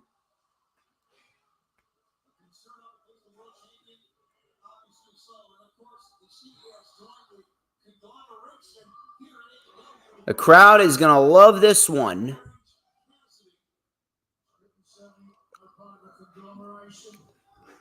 And Swerve with the shoulder tackle. Ishii bounces off the ropes. Leapfrog by Swerve. Hurricane Rana by Swerve. And Swerve now on the apron. Ishii caught with a gut punch. Nice drop kick by Swerve right there. Swerve in early control. As expected by Mr. Strickland.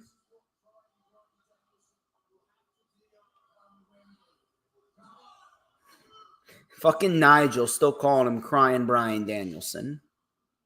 Fucking Nigel, man. So now Swerve Strickland in firm control. Ishii is on the defense. Prince Nana hyping up the crowd. It's whose house? Swerve's house. Can't deny that it's Swerve's house, baby.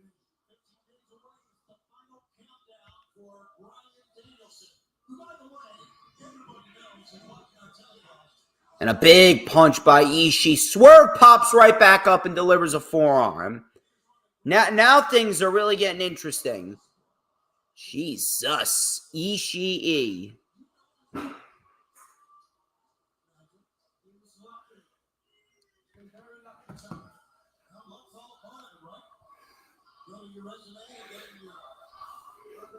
And Ishii with the chop.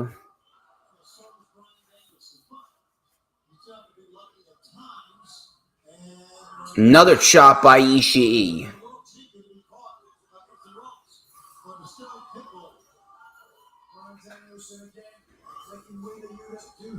Now a kick by Swerve Strickland. Swerve Strickland now with a drop kick to the knee. Obviously, that is going to be the weak spot for Ishii.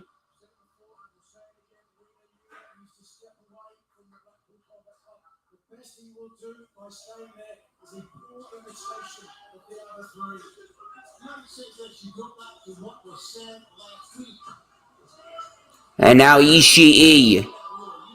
He's popped right back up, but that's not going to work out too well for Swerve. You don't try and punch Ishii willingly and get away with it like that, because Ishii is going to go full-blown Japanese Frankenstein on you. He blocked it to Swerve, and just a chop right to the neck. And Ishii, Swerve blocks the chop.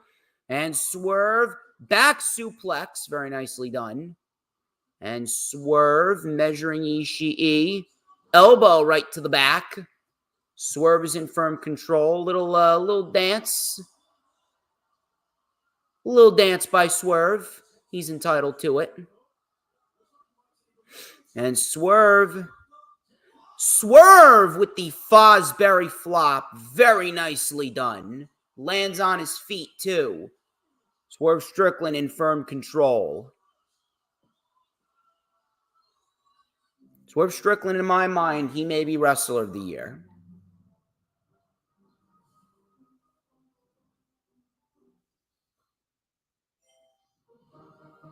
It's a male finish.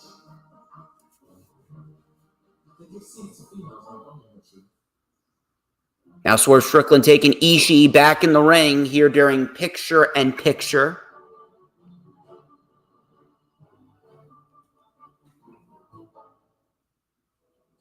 Why can't I see with a telescope from Cedar Lake? This is the old neighborhood, right? This is where I grew up. Check this out. Imagine Little Italy in 1854. Summarize this. It starts with an empty card. Now in commercial, Ishii with a chop to Swerve right on the apron. And Swerve sold the shit out of that one. Meet the Jennifers. Gen X, Gen Y, and Gen Z. Each planning a future for the Chase Mobile Line. Gen X is planning a summer in Portugal with some help from JP Morgan Wealth Plan. Let's go, Whiskers. Gen Y is working with the bank for the budget for her birthday. You only turn 30 once. And Gen Z, the credits lower than hello new apartment. 3 gens getting ahead with Chase. Solutions that blow the Now Swerve in firm control now. Chase, make more what's yours. Swerve Strickland has Ishii out on the floor. Things are about to pick up and get a little bit more intense as the night goes on. Good to go on a whim. With Cabenuva, there's no pausing for daily HIV pills. For adults who are undetectable, Cabenuva... Swerve Strickland now working on the arm of Ishii, the left arm specifically. 2 injections from a healthcare provider just 6 times a year. Obviously, Cabenuva is for emergency. Nice neck breaker by Swerve Strickland. Cover here, 2 count, and a kick out. Allergic reactions, post-injection reactions, liver problems, and depression. If you have a rash and other allergic reaction symptoms, stop Cabenuva and get medical help. Right Swerve Strickland just trying to wear down Ishii as we speak. pregnant, breastfeeding, or considering pregnancy. Some of the most common side effects include injection site reactions, fever, and tiredness. With Cabenuva, you're good to go. Ask your doctor. Now Ishii trying to hype himself up here out of the chin lock. Some elbows to the gut. And Swerve Strickland now, he's got Ishii in a modified flying octopus.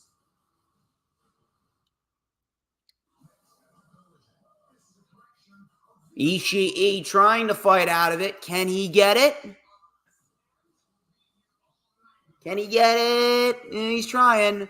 Or is he's at least trying to get to the ropes. And we're coming back from picture-in-picture right now. We are coming back from picture-in-picture. And now Ishii. Ishii is egging Swerve on. Ishii wants more. And Ishii caught with the backdrop driver, but Swerve keeps the chin lock in on the backdrop driver. Swerve fights through the pain.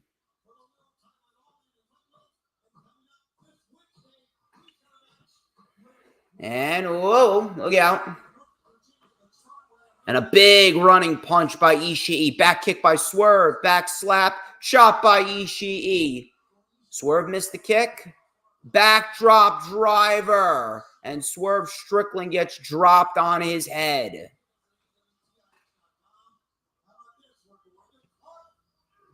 They're going to be going to Cardiff, Wales in about 10 days. Cannot wait for Dynamite in Cardiff. And now Ishii measuring Swerve. There's a big clothesline in the corner.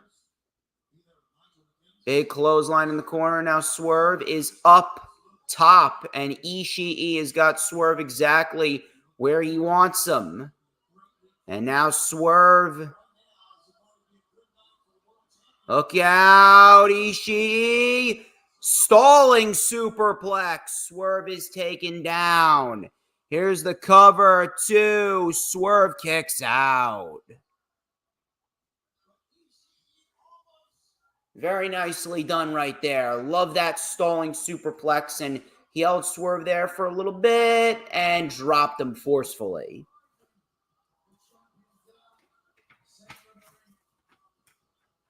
Ishii potentially looking for a clothesline here. Is he going to do it? Swerve blocks it with a boot. But Ishii got him on the rebound. But Swerve stays standing. Swerve doesn't go down. Swerve with a boot. Rolling. Oh, but Ishii caught him with a flatliner of his own. And Ishii. Swerve caught him with a flatliner. Beautifully done. 1, 2. No. Ishii kicks out. Nice fluid sequence right there.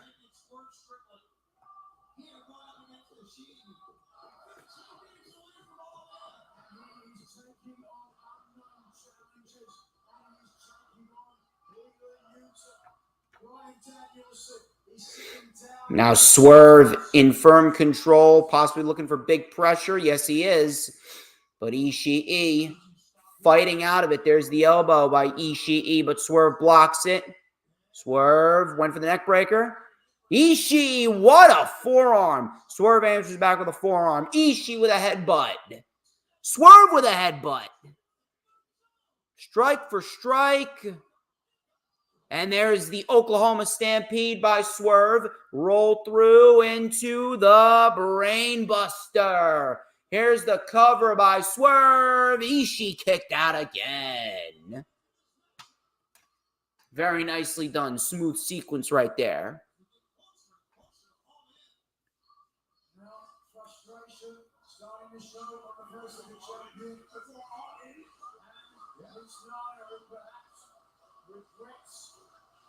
Letting the champion sign up for this match so close to Wembley Stadium. Hey, I'm all for it. Be a fucking champion like Brian Daniels. He tried to house all that time. And a German suplex. And a big boot off the German suplex. Ishii pops right back up. Ishii pops right back up. And now Ishii looking to finish off Swerve right here. Going for the lariat. Can he do it?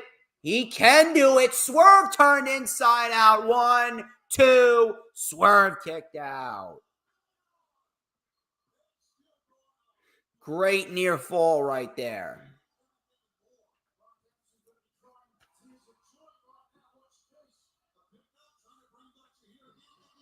And now, Swerve with a forearm.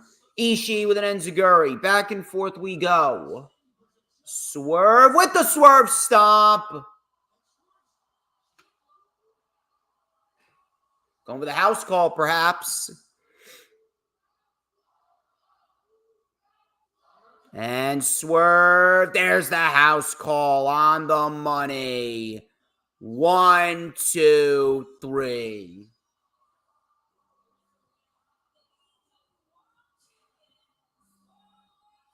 Not a necessary match, but it was probably one of the better matches on the show.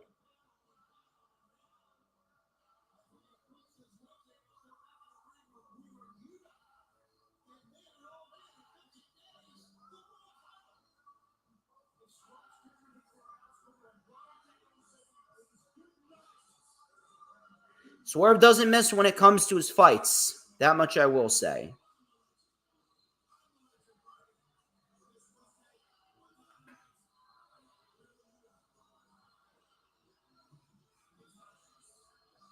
And he says that Wheeler Yuta is an appetizer. And I can't really negate that. Can't really negate that fact.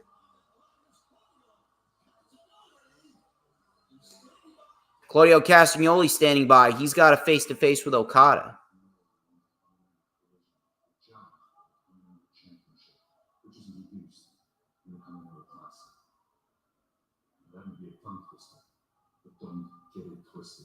I won that championship before the CT turns around again this year. And I got a great idea for a place. How about the first ever Dynamite in Europe? Continental Championship comeback in Cardiff. And if that was too fast for you, Okada, don't worry. I'll see you face to face Wednesday on Dynamite. Claudio wants to fight Okada on the first ever Dynamite in Cardiff. I'd rather it take place at All In, to be fair, but look, beggars can't be choosers. At least we're going to get it in front of a great crowd. Ladies and gentlemen, please welcome my guests at this time, Chris Statlander and Stokely Hathaway. Ladies and gentlemen, get on your seats and get on your feet because every night is Saturday night. We got Chris Statlander and Stokely Hathaway coming out to address the crowd. What is this going to result in? I don't know. I'm going to have to wait and see.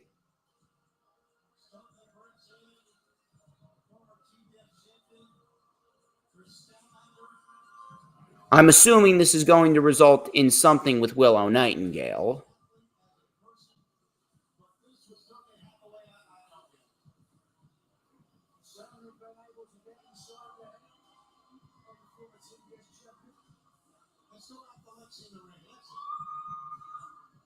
Chris, Stokely, as you guys know, there are some ongoing issues between you and Willow Nightingale. Yeah, clearly there is. Clearly there's ongoing issues between her and Willow. On Rampage about some of these ongoing issues and how to resolve them. Why don't we take a look? I valued Stat's friendship so much. I trusted her. I cared for her. I loved her. We were operating so well as a team. You know, until Stokely came along. And now it's like she's a different. How you doing, Mick? Thanks for coming back. So you hate me too. It's on my job. What? Do you have any plans? Because I've got this idea. Well, guys, I have some breaking news. An official challenge has been issued for All In's 0 Hour. It will be Willow Nightingale, Tomohiro Ishii versus Chris Statlander. Wait a minute. I know exactly what Willow Nightingale is up to. And let me just say, A challenge for All In 0 Hour.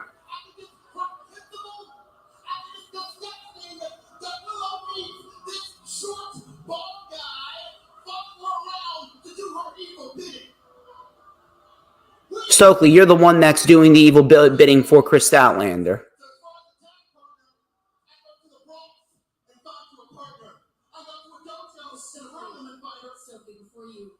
cut me off. In this specific challenge, there is a specific partner for Chris Statlander, and that partner is you, Stokely Hathaway. They're looking to do Willow and Tomohiro Ishii versus Stokely and Chris Statlander. I mean, come on, man. Come on, man. Why? Well, why is Stokely Hathaway getting in the ring and wrestling?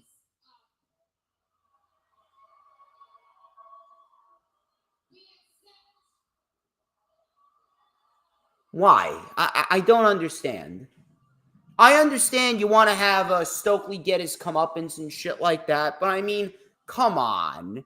Come on. Statlander and Stokely versus Willow and Ishii. Why don't you just do the CMLL Women's World Championship on the 0 Hour? I don't fucking get it.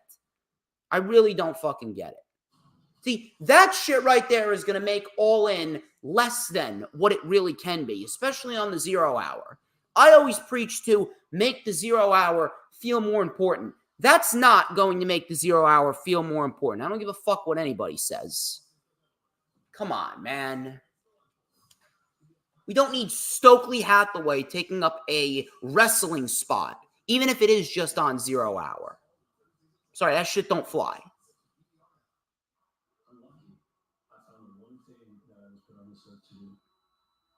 And every day, as I inch one step closer to my vision, it reminds me that making it in life is all about the making. At Ram, our calling is to build trucks. So when you find your car, nothing can stop you from answering. Right now, Currently on a commercial right now.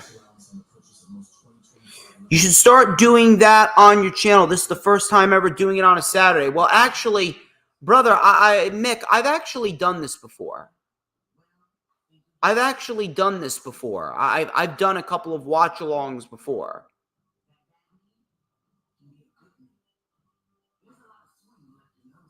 I've actually done multiple watch-alongs. I did one for Backlash. I did one for King and Queen of the Ring, and I did it for Clash at the Castle as well. So I've done these before.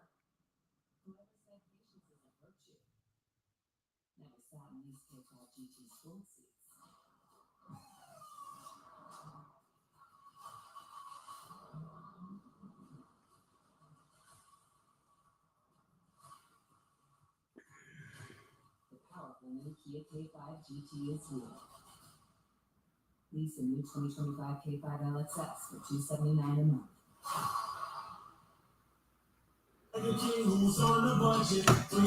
Hurry up with these commercials. We still got 2 more matches left.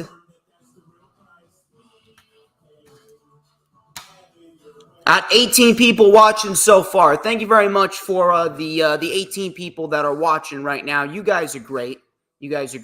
As we are just 3 subscribers away from 2,600 subscribers. The partnerships with Savage has definitely helped. And obviously, everyone who's come out of their way to support me, you guys are fantastic.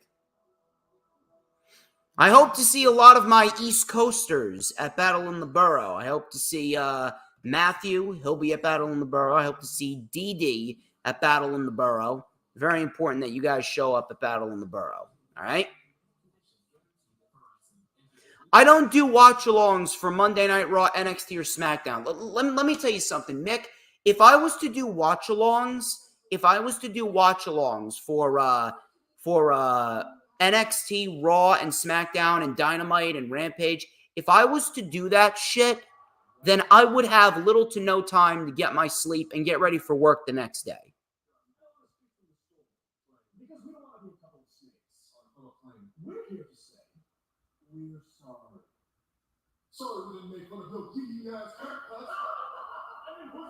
The MXM collection, they're getting into it with Top Flight. listen to you 2 matches from their parties. Speak this nonsense. Yeah, talk is cheap. Kind of like your team. Yeah, and aren't you a little too short to be on? How about you 2 walk down that runway and meet us in the ring tonight? I would love to, but I broke a nail in my last match, so I'm not cosmetically clear to compete tonight. So Mansoor says he cosmetically broke a nail in his last match, and he's not cleared to compete. Who's taking that middle seat? Is it you or is it Stretch?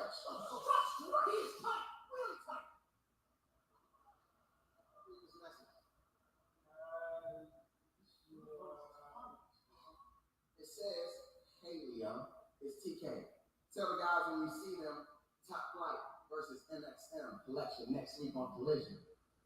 Top Flight and MXM collection next week on Collision.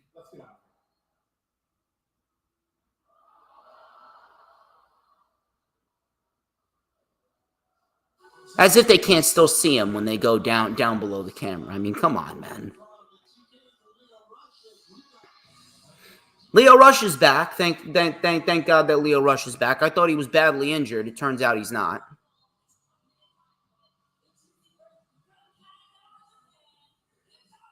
Hikaru Shida kind of looks a little bit like Sailor Moon. I don't even watch anime, but I know who Sailor Moon is based on that's Aaliyah James. She was in NXT UK. If you guys remember NXT UK, Aaliyah James was in NXT UK. And yes, I remember this shit. I have the memory of a fucking elephant.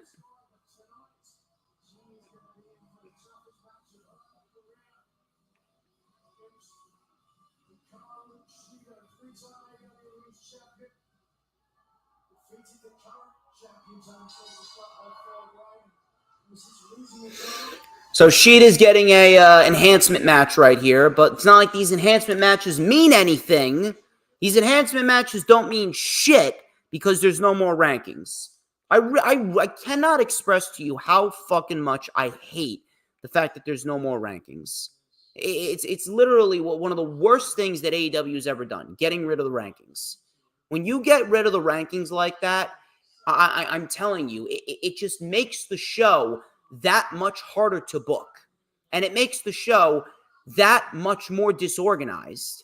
That's why I fucking hate, that's why I hate a lot of what WWE does. Like, what WWE's been doing has been very good. Don't even get me wrong. But the main reason why I complain about WWE is because people get championship matches for no fucking reason. Shit just comes out of nowhere. Like Cody Rhodes gave Kevin Owens a world championship match for doing what? I understand that, you know, it's more of a movie rather than a sport, but I mean, holy shit, come on. I fucking hate the fact that there's no rankings in the two major wrestling companies. AEW should have rankings. And WWE should have rankings, to be fair, as well. WWE should have the rankings. High knee by Shida there. Shida, I'm guessing, is going for the Falcon Arrow, and I was correct. Falcon Arrow by Shida. She's done the deal. 2, and she got her. Shida wins off that Falcon Arrow.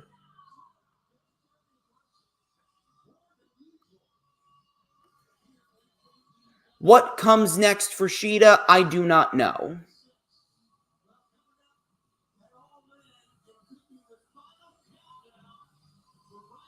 Is she potentially turning heel? I don't know.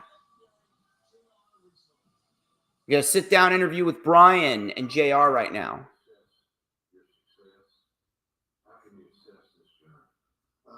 You know, it's really incredible. When you signed me 24 years ago, and that contract said on the bottom, it was signed by Brian Danielson, it was signed by Jim Ross. You know, I was like, wow. It was the most mind-blowing thing, you know what I mean? And here we are, 24 years later, and I'm ending my career, and you know, it's just an honor to be here with you. And so when I look back at all this stuff, it just feels like they're just these moments that I'll just never understand. Brian's talking about moments and how JR got him his first contract. I watched you as a kid, and now we're here interacting still, and just blessings. Another blessing for both of us. Yeah. But you've already started failing a little bit over the past 24 years. How do you assess that? And what do you think of when I bring that topic up? Your neck, your arms, your knees?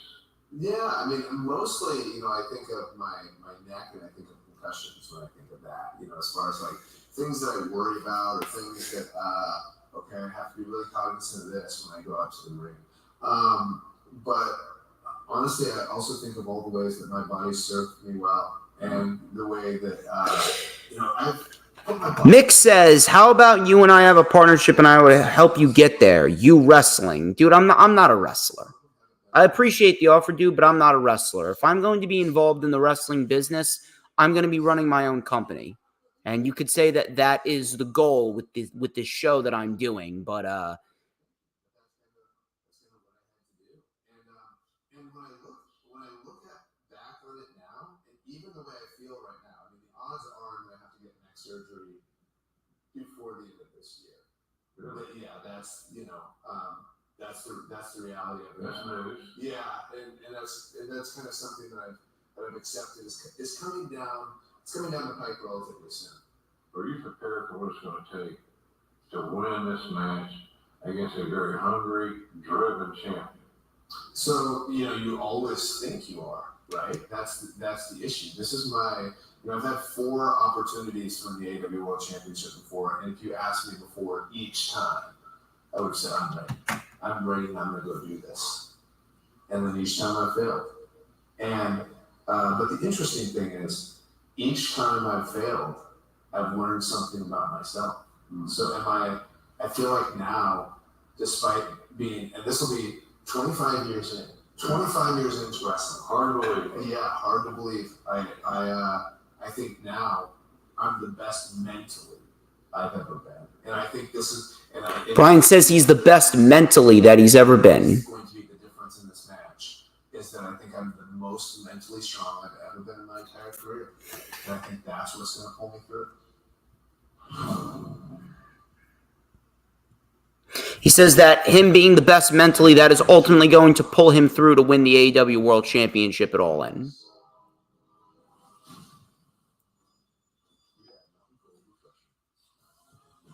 Thank you very much, James Punisecka, for coming on in. Yeah, we're just watching Collision right now. We're watching AEW Collision right now.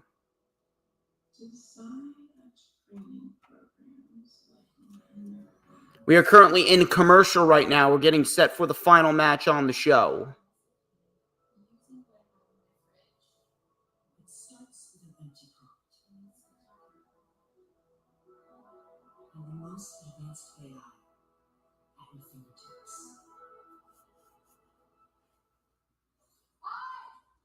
Need new glasses? Buy one pair, get one free at Vision Works. How can you see me squinting? I can't, I'm just telling everyone. Hey! Buy one pair, get one free for back to school. Vision Works. See the difference. Smile, you found it. Waiting for this commercial to be over. We got the main event set. It is the Bang Bang Gang, Juice Robinson and the Guns versus the House of Black, Malachi, Buddy, and Brody. Christian Cage is the special guest referee. Whoever wins challenges the Patriarchy at All In for the Trios Championships.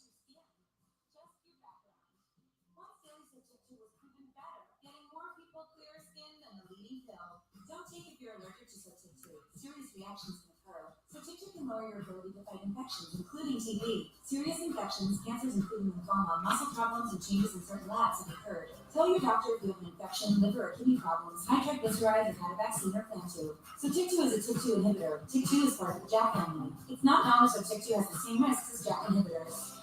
Find what plaque psoriasis has been hiding. There's only one so TIC2, so ask for it by name. So clearly you. So TIC2. You can get the flyer or the pictures on all of my medias, Mick.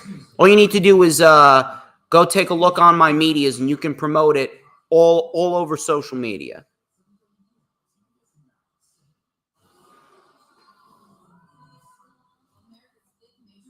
If I'm able to start up my wrestling company, Mick, then yeah, maybe we could talk. Maybe we could talk, brother.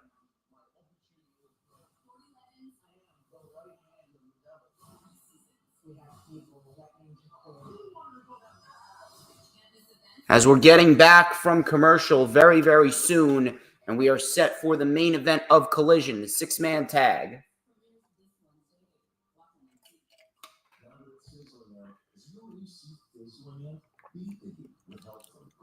service. Right now, buy a new AC, and we'll give you a furnace free. That's right, a free furnace just for upgrading your old AC system. It's a scorcher up there now, but soon temperatures will drop, and you'll be glad you snagged a new free furnace. Schedule your free estimate today. Same-day service, expert technicians will jump in right the first time. Call today, and gold medal is on the way. We are back from Collision. Sheeta's in the back. Sheeta, congratulations on your win here tonight on Collision.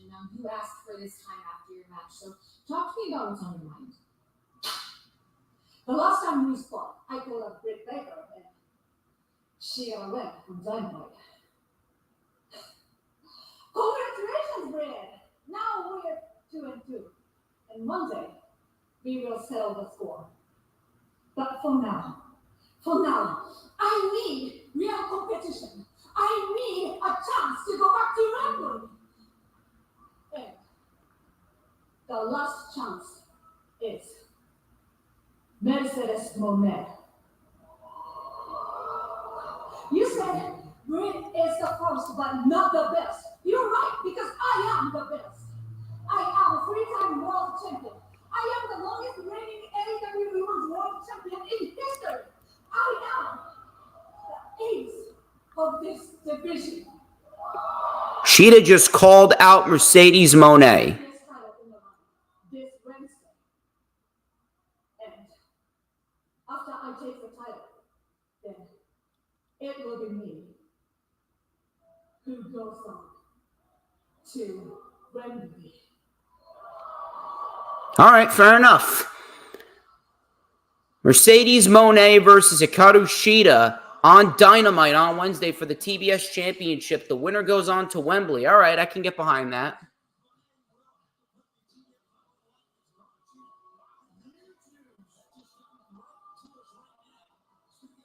Look at Christian Cage coming out. Christian Cage is coming out with a fucking turtleneck referee shirt.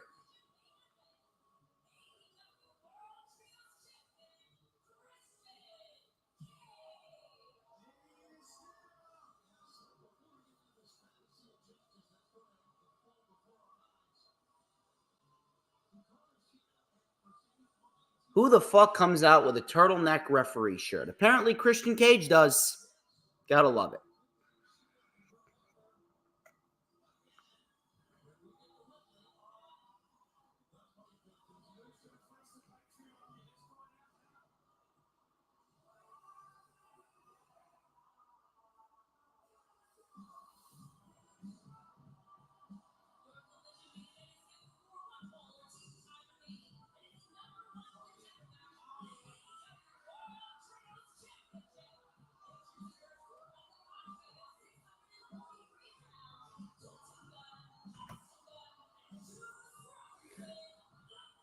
Christian Cage, I swear to God, Christian Cage is trying to fucking emulate. He's trying to fucking emulate Seth Rollins at this rate. Holy fuck.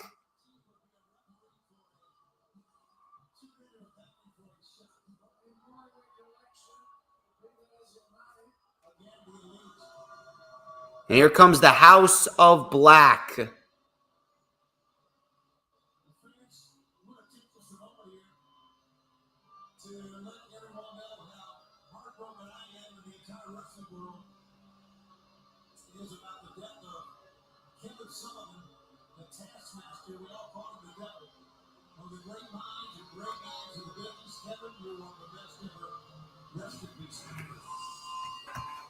House of Black looking fucking great as ever.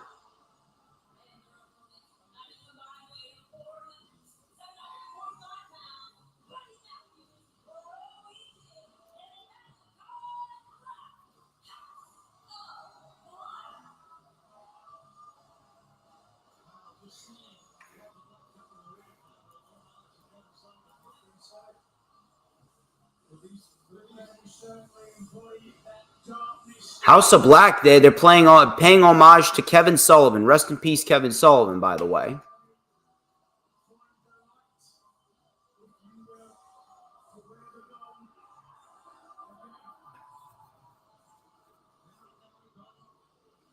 House of Black, baby.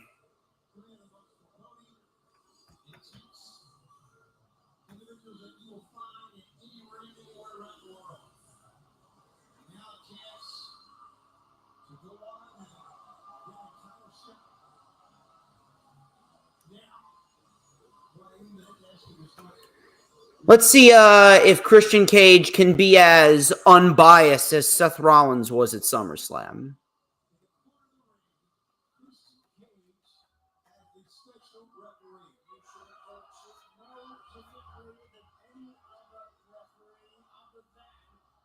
Christian Cage as the official, he will not be swayed in one way or the other.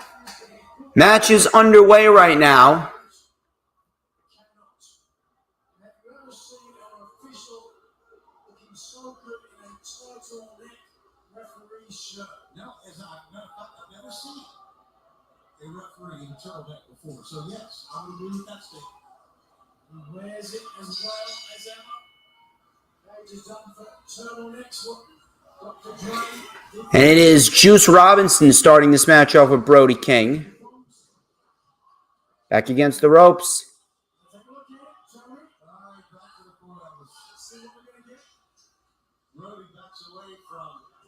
Well, and now, so far Christian is remaining unbiased. Shoulder tackle. And a shove by Juice and a shove by Brody. In comes Austin and Colton. And there's a standoff. Christian's trying to remain in control.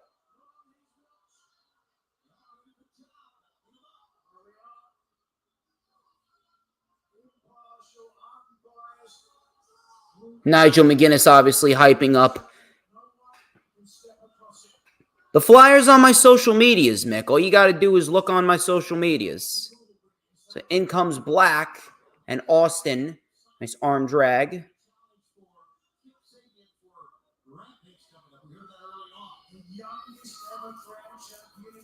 And rebound off the ropes.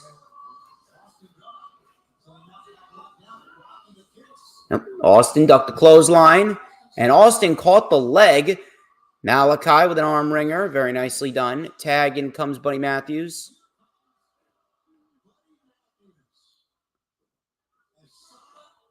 Matthews stomps on the arm.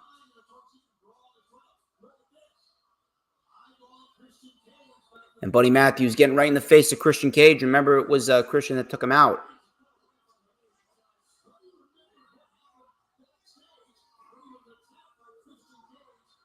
And Brody King trying to hold him back.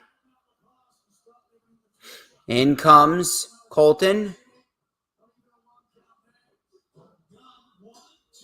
Nope.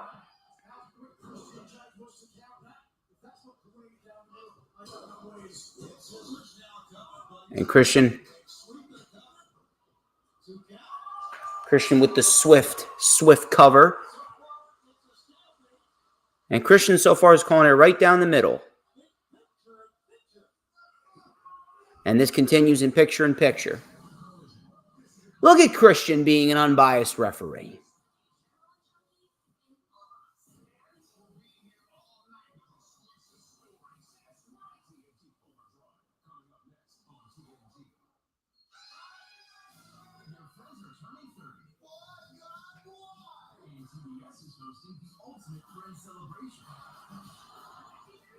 Celebrate 30 years of Friends all month long on TBS.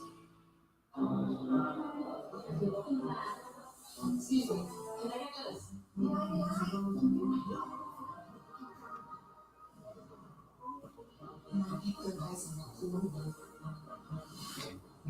And in picture, Matthews now taking it to Colton on the outside of the ring.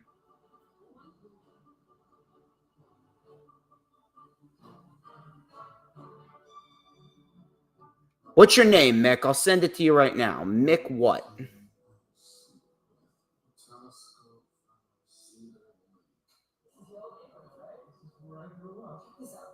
Just give me your Facebook and then we're good. And then I'll send it to you. It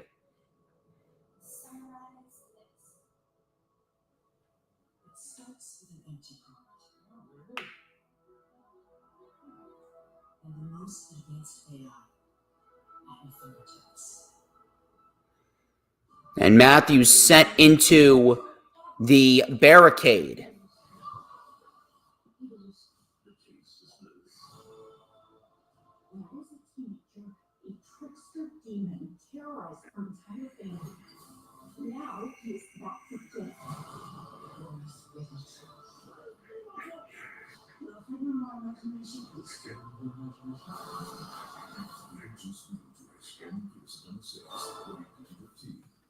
Saw a commercial for Beetlejuice. I was never a Beetlejuice guy. This day, you have to be a Presbyterian. You're able to offer innovative approaches to how to treat heart disease. When I think about my wife and daughter, I'm happy that I'm still able to care for them. They saved my life. I'm not having this conversation with you without Dr. Stone. Period.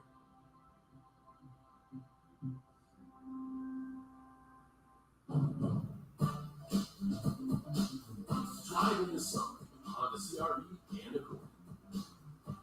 Fun to drive, weekend getaway vehicles.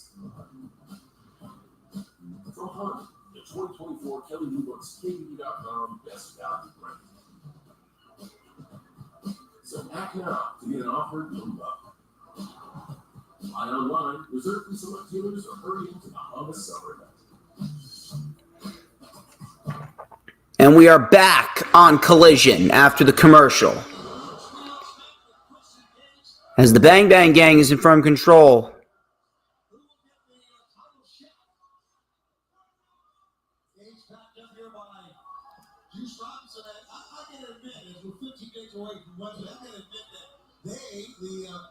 There's a tag.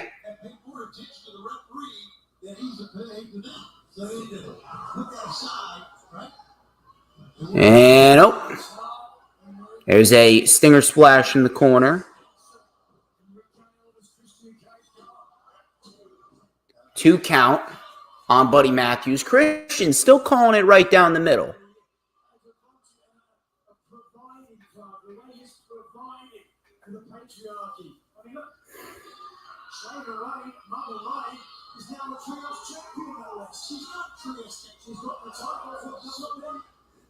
You know what? I feel for Kill Switch and all of this. What's he going to do? Give it to Kill Switch. It's like giving a diamond necklace to your dog. And a leg lariat over the ropes by Juice.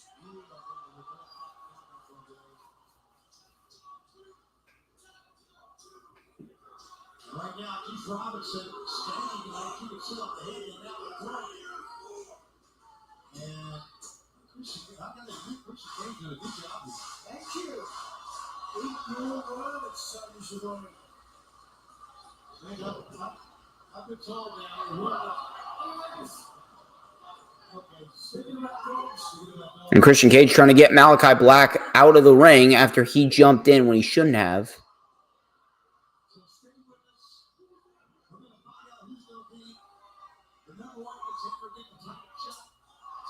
And Buddy Matthews is fighting all members of the Bang Bang Gang off by himself.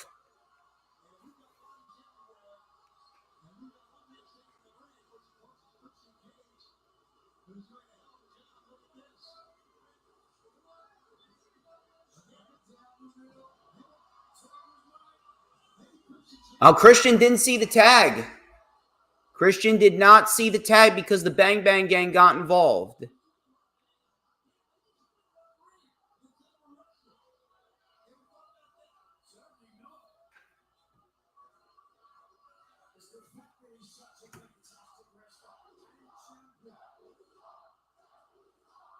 He's saying he didn't see the tag. He didn't see the tag because the Guns got involved. Typical referee stuff. He's actually called this down the middle. Unbelievable. He's actually called this down the middle. He's actually a better referee than Seth Rollins.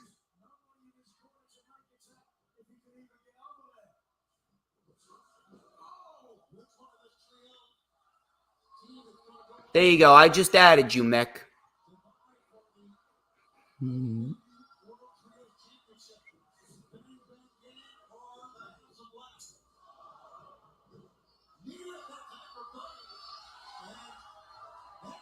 Are we going to get the tag? We got the tag.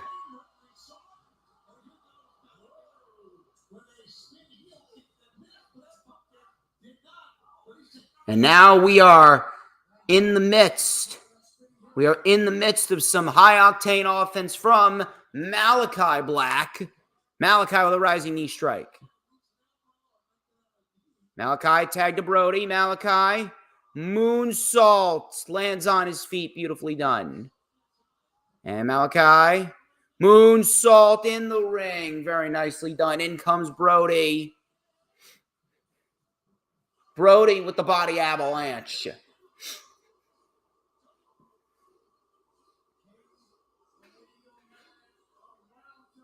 And Brody now in control. Look out. Brody with a tope suicida. Unbelievable. Did it perfectly.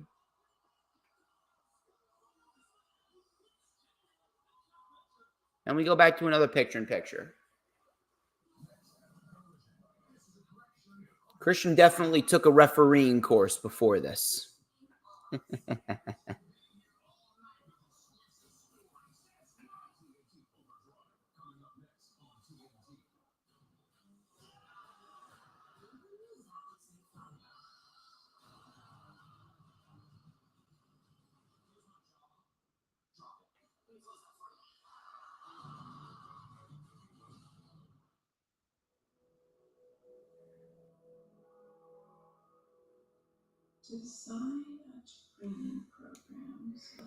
We go into picture-in-picture right now.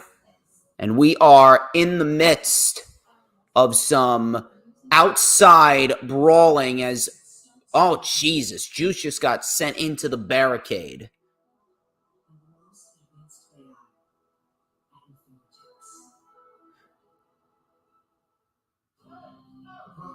Juice got sent to the barricade as we are in the midst of our final picture-in-picture break. We're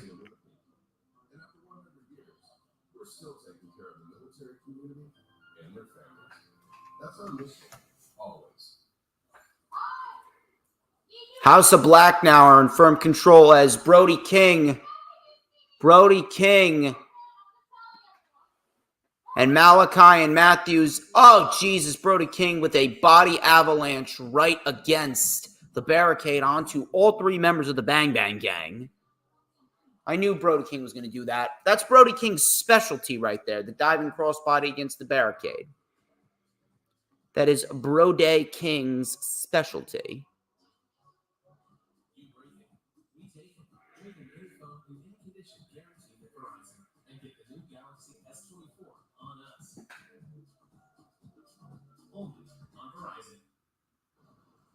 Got some solid stuff here in the main event of the show as Christian Cage remains the unbiased referee that he is. Although I have a feeling something is happening. We're going to see something happen. Some sort of fuckery is happening. Because bringing a fruit platter to a party takes on a whole new meaning. I'm telling you what it's all about. Simply Spiked is getting juicy. What are they should have Trios teams are going to Wembley in 15 days to vie for the Trios Championship. Now, Brody King with a chop to Austin. You don't want to get chopped by Brody King, that's for sure. Irish whip. And the Bang Bang Gang takes out both Black and Matthews. Tag. In comes Colton. Tag. In comes Juice. Juice with the jabs to Brody.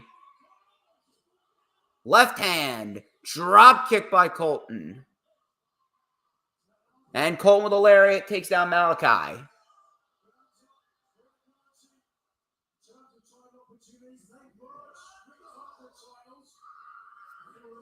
You could say it's like a little loose relationship, a loose alliance right now, Mick. Senton onto Brody by Juice Robinson. Here's the cover. 1, 2, no. 2 count.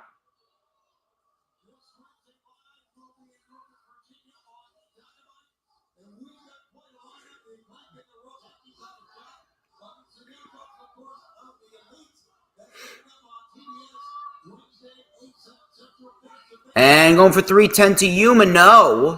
No 310 to Yuma. And now Brody's got him up.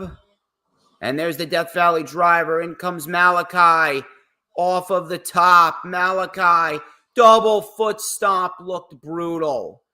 And Brody Big lariat. Down goes Colton. Here's the cover. 2. No. And now it's just an all-out brawl. Shit's going to get crazy now. Tag. In comes Austin.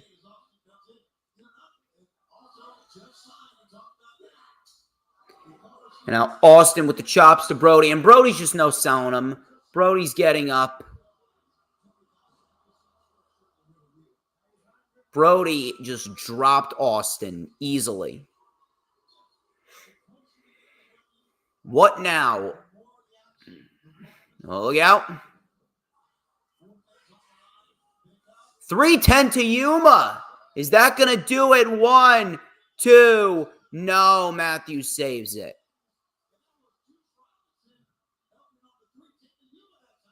And Matthews sent out of the ring. Famous, sir. Buddy spiked. He takes that bump so well. There's the Sin Eater. The Sin Eater. And look out. Colt 45 on Malachi Black. And Brody King went for the lariat. No. Boss man slam. Juice Robinson. The juice is loose. Buddy is going up. Big Meteora. And Christian. And Christian's counting. He's counting.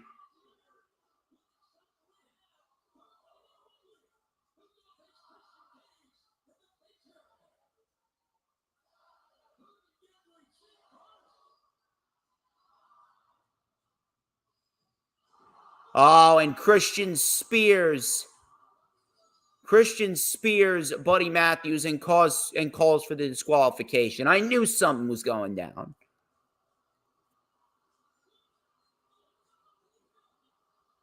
And now Christian and the Patriarchy just beating down both trios with the chairs. Of course, it's going to be a triple threat match, so we're going to get the triple threat match.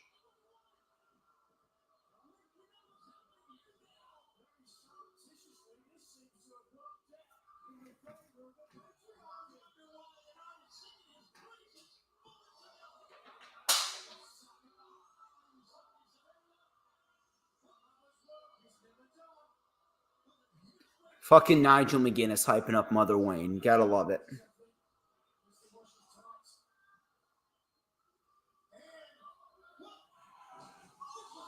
Wow.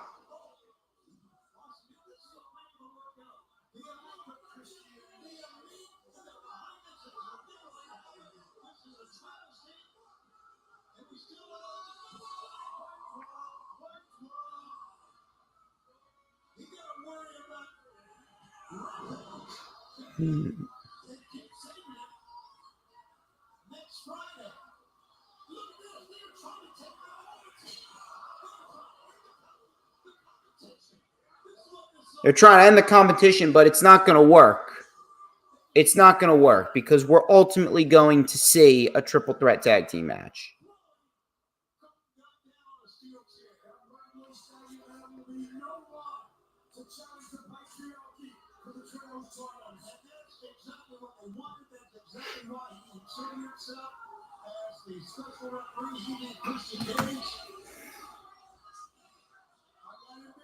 And now Malachi is at the mercy of Christian.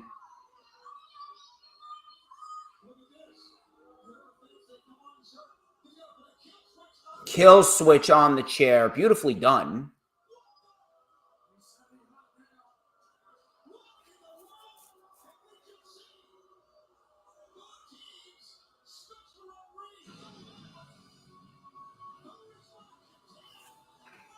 It's going to be a triple threat match. That's what's going to happen. And that is how we end Collision, ladies and gentlemen. Very up and down show, if I'm going to be quite honest with you. I really fucking hate that there is a severe lack of structure on AEW TV. And we're going to have to fix that sooner rather than later. But Ladies and gents, thank you very much for stopping on by. Thank you very much to Mick. Thank you very much to Dee Dee. Thank you very much to James Punaseca, Matthew, Greg, and John. You guys are great. As per usual, like, comment, and subscribe. Check out all the links in the description. Be sure, set your calendar dates for the Lightning Flash update.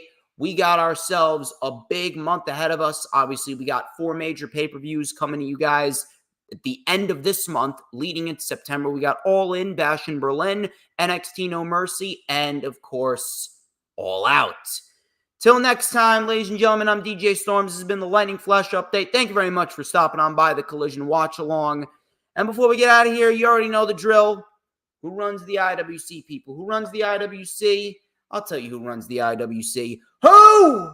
But DJ motherfucking Storms. And don't you ever, ever forget it. Retribution! Oh yeah, we want retribution! Oh yeah, we want retribution!